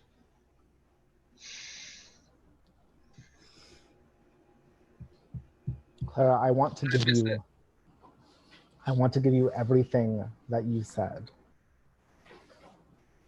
Finding a way to do that without sabotaging everything else that we have, that's a goal of mine. It's not something that I ignore. I love you. I love you too.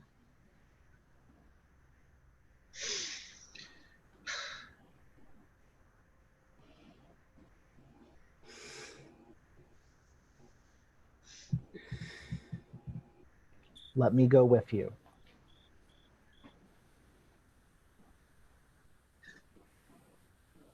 We could go in the morning. There won't be the people there that you... Matthew, I know what happens to you when you get stressed.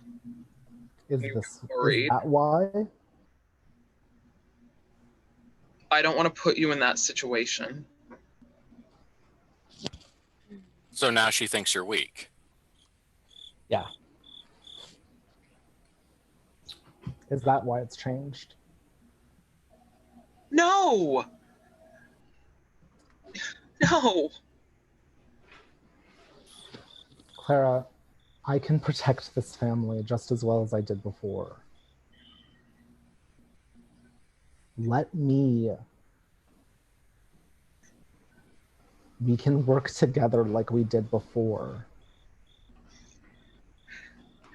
She gently grabs his face, and there is definitely a sliver of pity in her eyes. He jerks away when he sees it. Matthew, you protect us in so many ways. You are our leader and our patriarch, and you are the future of our family and the future of Metropolis. It's on you. We will help you, but it's yours. We know that. The fact that I don't want you thinking about the dirty things and things. You have so much, you only have so much energy to give. You don't need to give it to the things that I've been doing. You are worth something to me. You are worth more than that to me. You don't have to do all of our dirty work, Clara. Or at least you don't have to do it alone. Sure. You know what? And now she kind of in just her bra. She's come out of the red dress entirely and hasn't bothered to put her blacks on yet. She kind of comes up to him and pushes his coat off of his shoulders and goes, and starts unbuttoning. You know what? Never mind. We were being idiots and angry, and I don't want to go out there like this. Before Bethany gets back, let's enjoy ourselves. He will kiss her and say, I don't want to ever be angry at you. I'm sorry. I don't want you to either. And she kisses him back and starts kissing down the side of his neck. And now the tables are turned, and she is absolutely trying to seduce him out of going out into the night in Las Vegas to a dangerous place that she does not trust him going. Yep. Because she is playing to certain aspects of his ego, it works, I'll say. And because he also feels incredibly guilty, because like Matthew is not the type of person who routinely has ever like harmed Clara, and like his lashing out is something that is incredibly rare, and I want to make that very clear. Yep. Because it's not a thing that's on like the regular. This is like a like maybe has happened 1 or 2 times ever. It's still terrible, I say to audience. Yes. But it's something where he is also dealing with the fact that he feels incredibly guilty about it. And this is him trying to be like, okay, now things are normal, I'll make it right, sort of thing.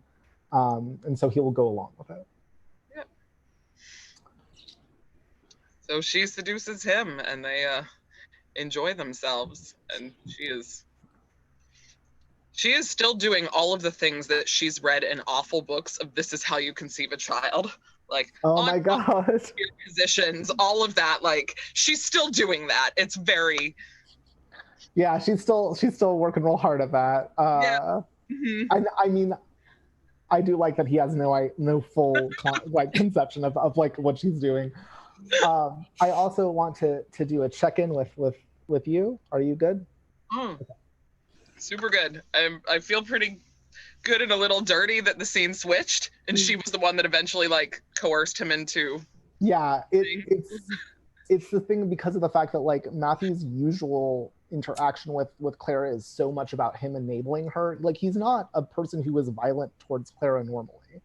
And so I think that when he did that, it also made him so shocked at his own actions that like there was no way I could see the scene going with him moving forward without some kind of table switching. Yeah, so one, great. That was a lot of fun to watch, and I'm glad that we talked about that and set that up. I also feel like that as the sexual fervor fades, it's not okay yet. No. These two are not okay, and so both of you take away one stability. Legit. Because this is a core relationship that is currently not healthy. Yeah. And that's going to eat at you. Yeah. All right. Bethany. Mm-hmm. It's a night of gambling. It is midnight. Okay. There are no clocks in here. There are no clocks. Sure. There are no clocks that say midnight. There are no clocks that say any other time. But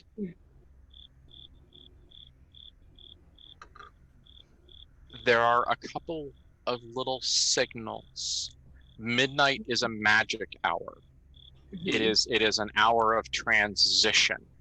And so there are things that happen around you that show that the world is changing.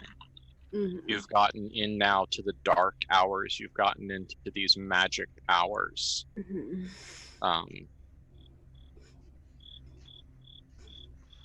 And so therefore it's very probably midnight. Yeah.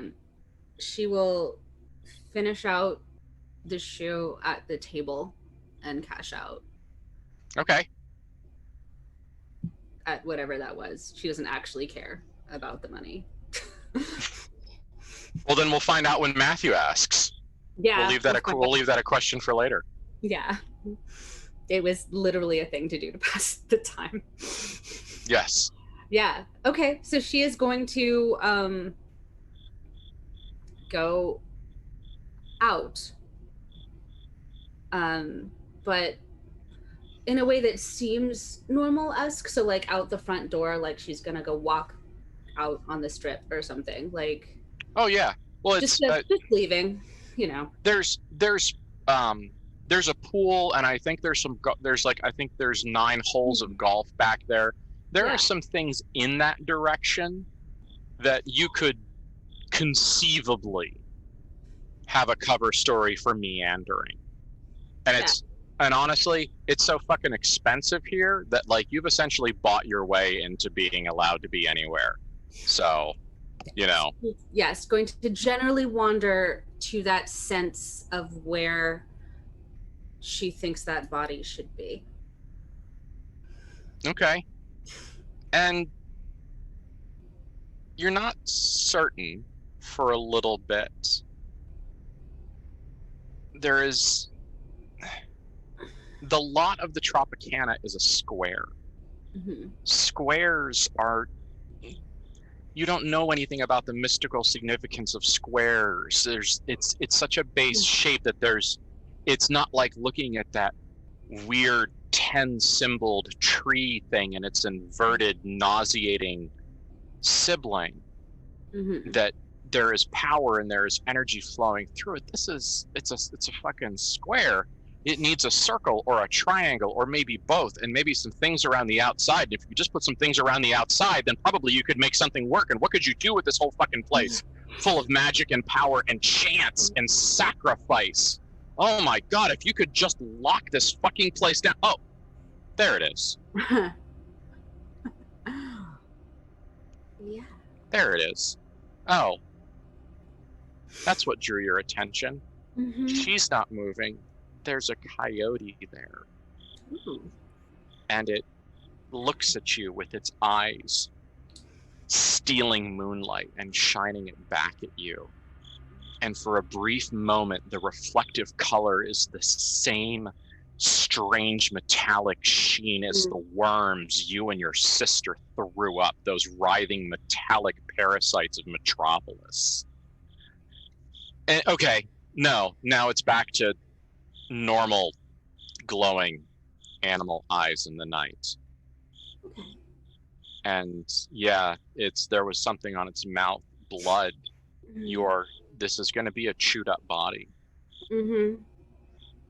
I think Bethany would like to use magical intuition about this situation in general. Well, there's no knowledge here, all intuition. Yep. Oh, okay.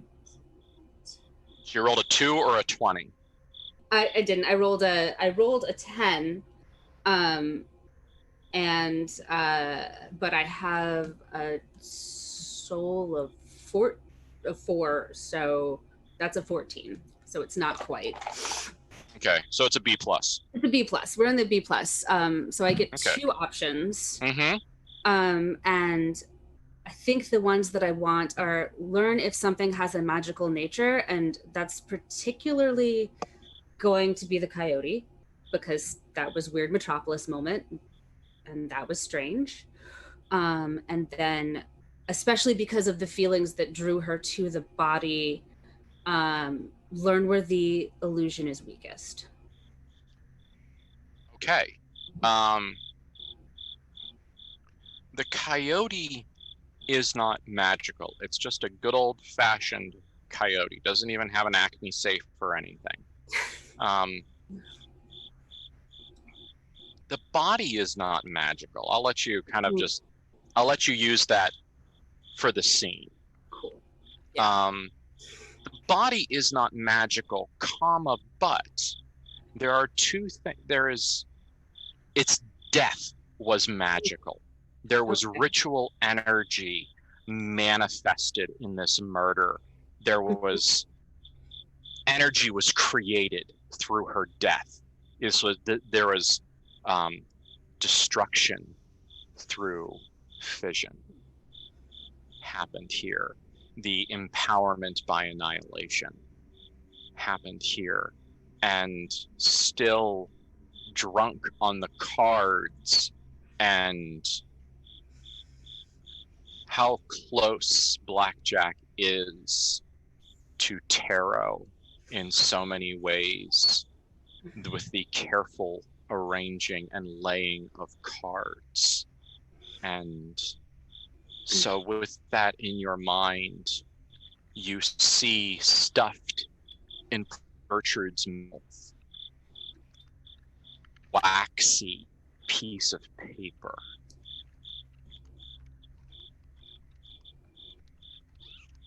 Gonna take it. You're gonna need Clara to look at this. You need a better a better sense of casino intuition, which Bethany has yet to develop. But it's numbers, and there are smears and other kind of notations, and I think it's 1 through 31, and there's some reddish smears and there's a brownish black smear that you realize you don't want to touch because you can't figure out where it came from. There's an organic quality to these markings that is less than stellar. But it's like there's a code to it. There's something to be unraveled and intuited here. Your experience digging around in your father's incomplete library of arcane and terrible things has given you a strong sense for the real and the unreal, and when there are secrets being hidden. And there are secrets here. This paper has something to reveal to you, but you don't have the context quite yet to figure it out. But there is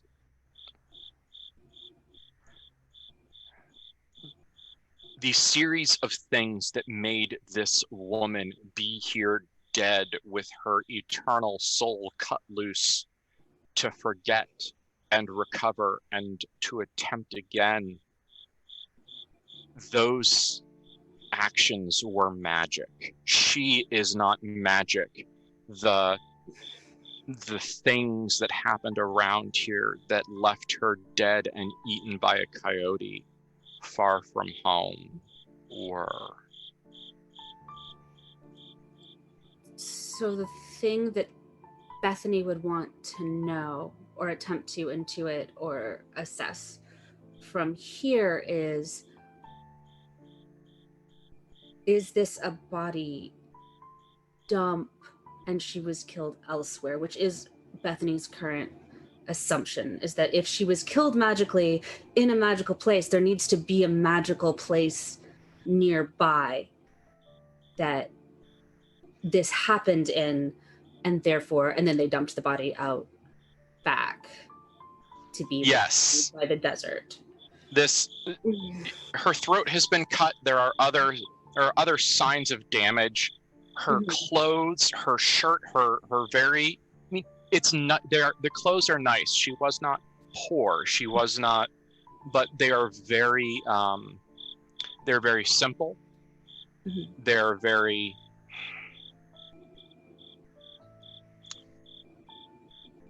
what's the word for not showing off your body? Conservative, modest. Conservative, modest. There we go. Okay. You think about crazy, weird sex in Las Vegas for 3 hours, and you forget the word modest. They're very modest. And she shouldn't be here. But there's something. There's wetness in her clothes. Her clothes are glued to her body with blood. And it's not spraying blood, it's seeping blood. They're different, and you know that now.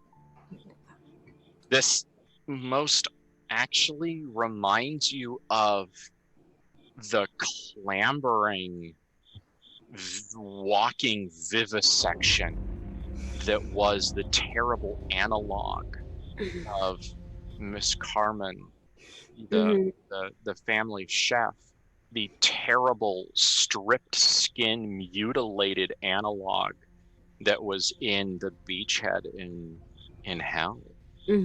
It has that surgical abhorrence to it.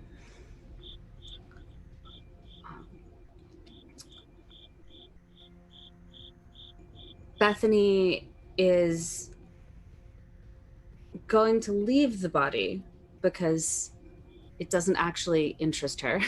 Now that she has found a thing, knows that a thing that she thought here was real and true, which is the first time that's happened, that she knows about. And she's gonna see if she's got blood on her hands from her examination, which probably she does if that was sticky. So there's a pool out here. Yeah, it's beautiful. So if there's a pool, there's probably some sort of bathhouse for changing type deal, which means that it probably has sinks and things. So she is going to duck into the bathhouse to wash her hands and hope that because she's wearing black, she doesn't have blood everywhere else. It's a manageable problem. You didn't really touch a whole lot. Not tons. And then make her way back into the hotel and finally go up to the suite because probably they've stopped. They've stopped enough. Enough that I can come back into the living space we all share a little more intimately than the house is. So coming back upstairs sounds like the perfect spot for next game to start. Yeah.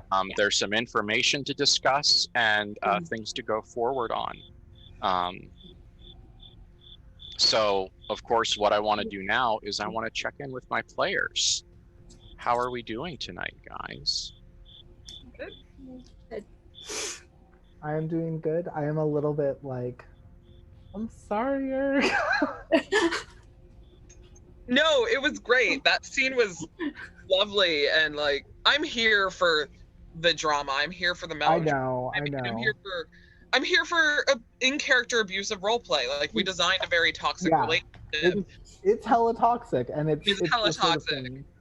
But that scene went slightly milder than I thought it could have. And I'm not like saying that we did anything wrong. I think we played the characters very honestly, and that they're in a very toxic relationship, but they also really, really fucking love each other. So I know that you're like, that went milder. For me, it's like, that was so manipulatively toxic, though. It was. Like, on both their parts. On both their parts, but like whenever like I was like, the thing that's important for me to like, I guess make a statement on so that I don't feel like a shitty person is this was a thing that started with someone being jealous, calling your character a whore or acting like a whore and slapping her, and ended with her making it up to him by sleeping with him because of the ways that he said because of the ways that he like said things and made it out to be like this is the way that makes us okay.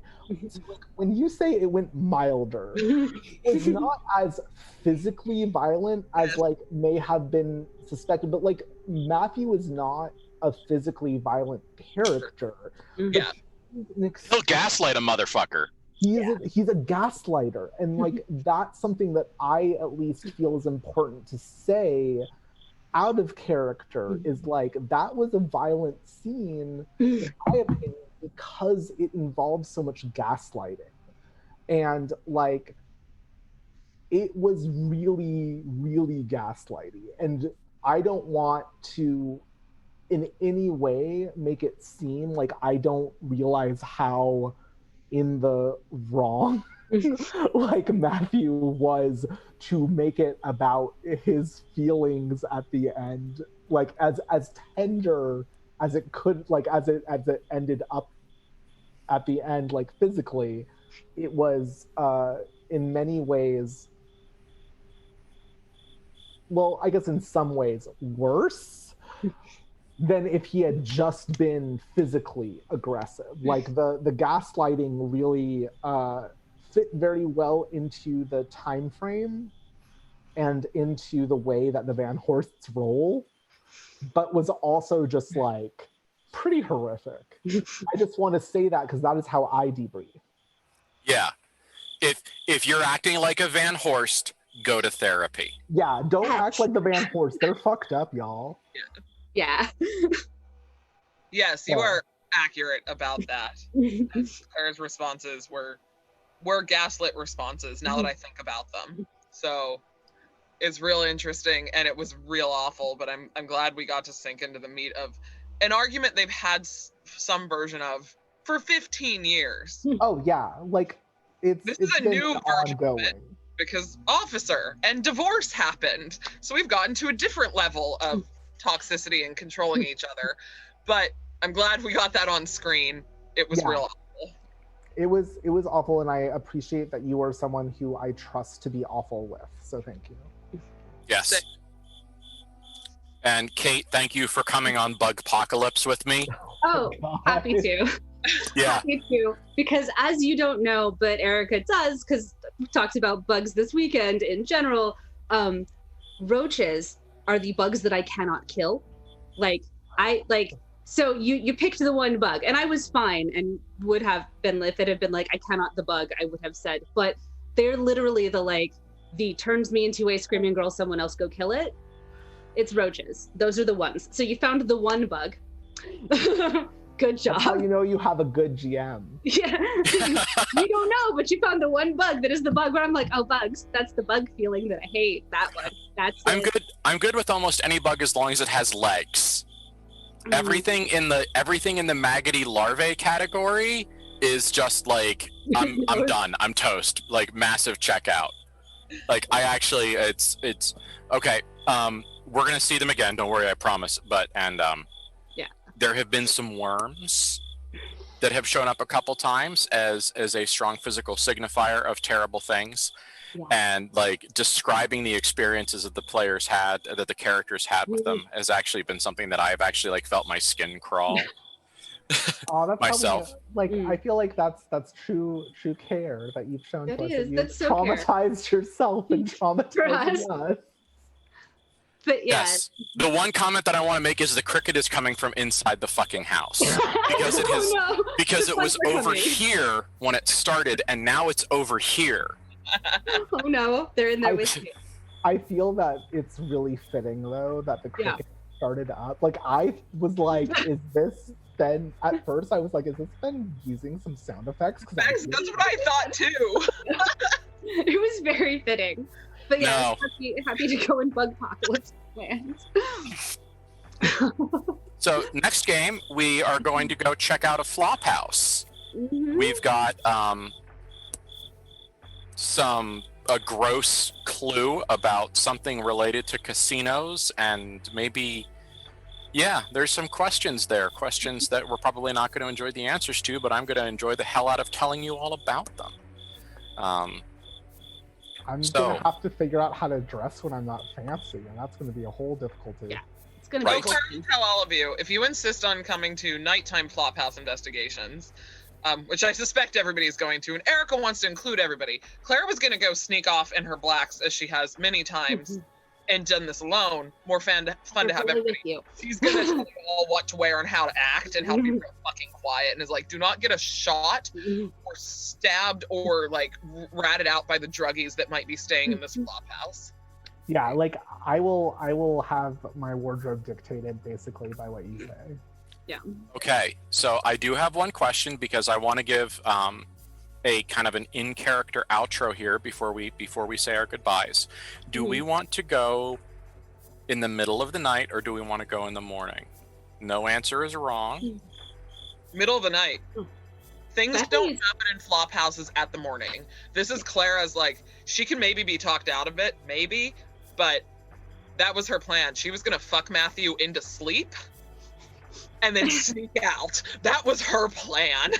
Oh Yeah. God, it's so rotten. Well, at the very least, whether or not he's Terrible. asleep, Bethany's probably coming into the room as Clara's trying to leave to be Yeah. like, I found the dead body. Yeah, that's our perfect cold open. I love it. Like Clara will sneak out wearing her Peggy Carter clothes. Bethany's gonna meet her in the hallway, being like, "So I found a body and we need to talk." And then like that's like roll We credits. start there. Like that's Yeah. our cold Yeah. open. Yeah. Like I will say that like Matthew then like is basically just going to be like, I don't fall asleep before you, Claire. This is would have not the acted first time. She was trying to, like, get him to sleep. She would have pretended to try and sleep herself so he could go off and then she could sneak off. This is why they've lost stability. They are still fighting. Yeah, like We're not done here. We'll talk about how things. I do like the idea of all three of us going. Yeah. Yeah. Especially when things are contentious. Don't split the party. We do that all the time. We do it all the time. But like We did it again I do think tonight. it can work well. And we will have good costuming decisions. Yes. So good. Well, I want to say one lovely thing at Alon, which is when we met the officer and Clara started flirting with him, we made this same upset face. And it was because you were upset because Claire was flirting with this guy, and Bethany was upset because there was this guy and it was kind of gross. Like she was like, ew. I But we do. both had the same like disgusted look on our face because I looked over and I was like, oh no, we're making the same face. I am really excited for the point in which like at one point we're gonna like be in some sort of like very stressful situation where we need to like do like a getting past, and there's gonna be some sort of woman and like Bethany's gonna be like, my time has come. And like the difference in Matthew's reaction between like Bethany getting to flirt and Clara getting to flirt is so unfairly different. He's Oh like, yeah. Oh yeah. It's like, you know, it goes from get it girl to no that's mine. yeah. No, it's like, get it, girl, you go. Okay. Well, as you guys are, as the characters are going to sneak out into the middle of the night into the Las Vegas desert to look at something weird, I'm going to let you know something. In the morning of May 28th, 1957, that's this morning, by the way, codename Boltzmann, an XW-40 12 kiloton nuclear device is detonated 65 miles away from Las Vegas. So when you say this morning, you mean the one coming up? Yes. Okay. The first detonation of Operation Plum Bob, one of the largest and most devastating and most controversial nuclear test runs in Arizona, is going to start while you guys are in that flop house. And that's absolutely on purpose. So we are going to say goodnight, gentlemen, ladies and gentlemen, and everyone else. And we thank you very much, and we'll see you in 2 weeks. Bye.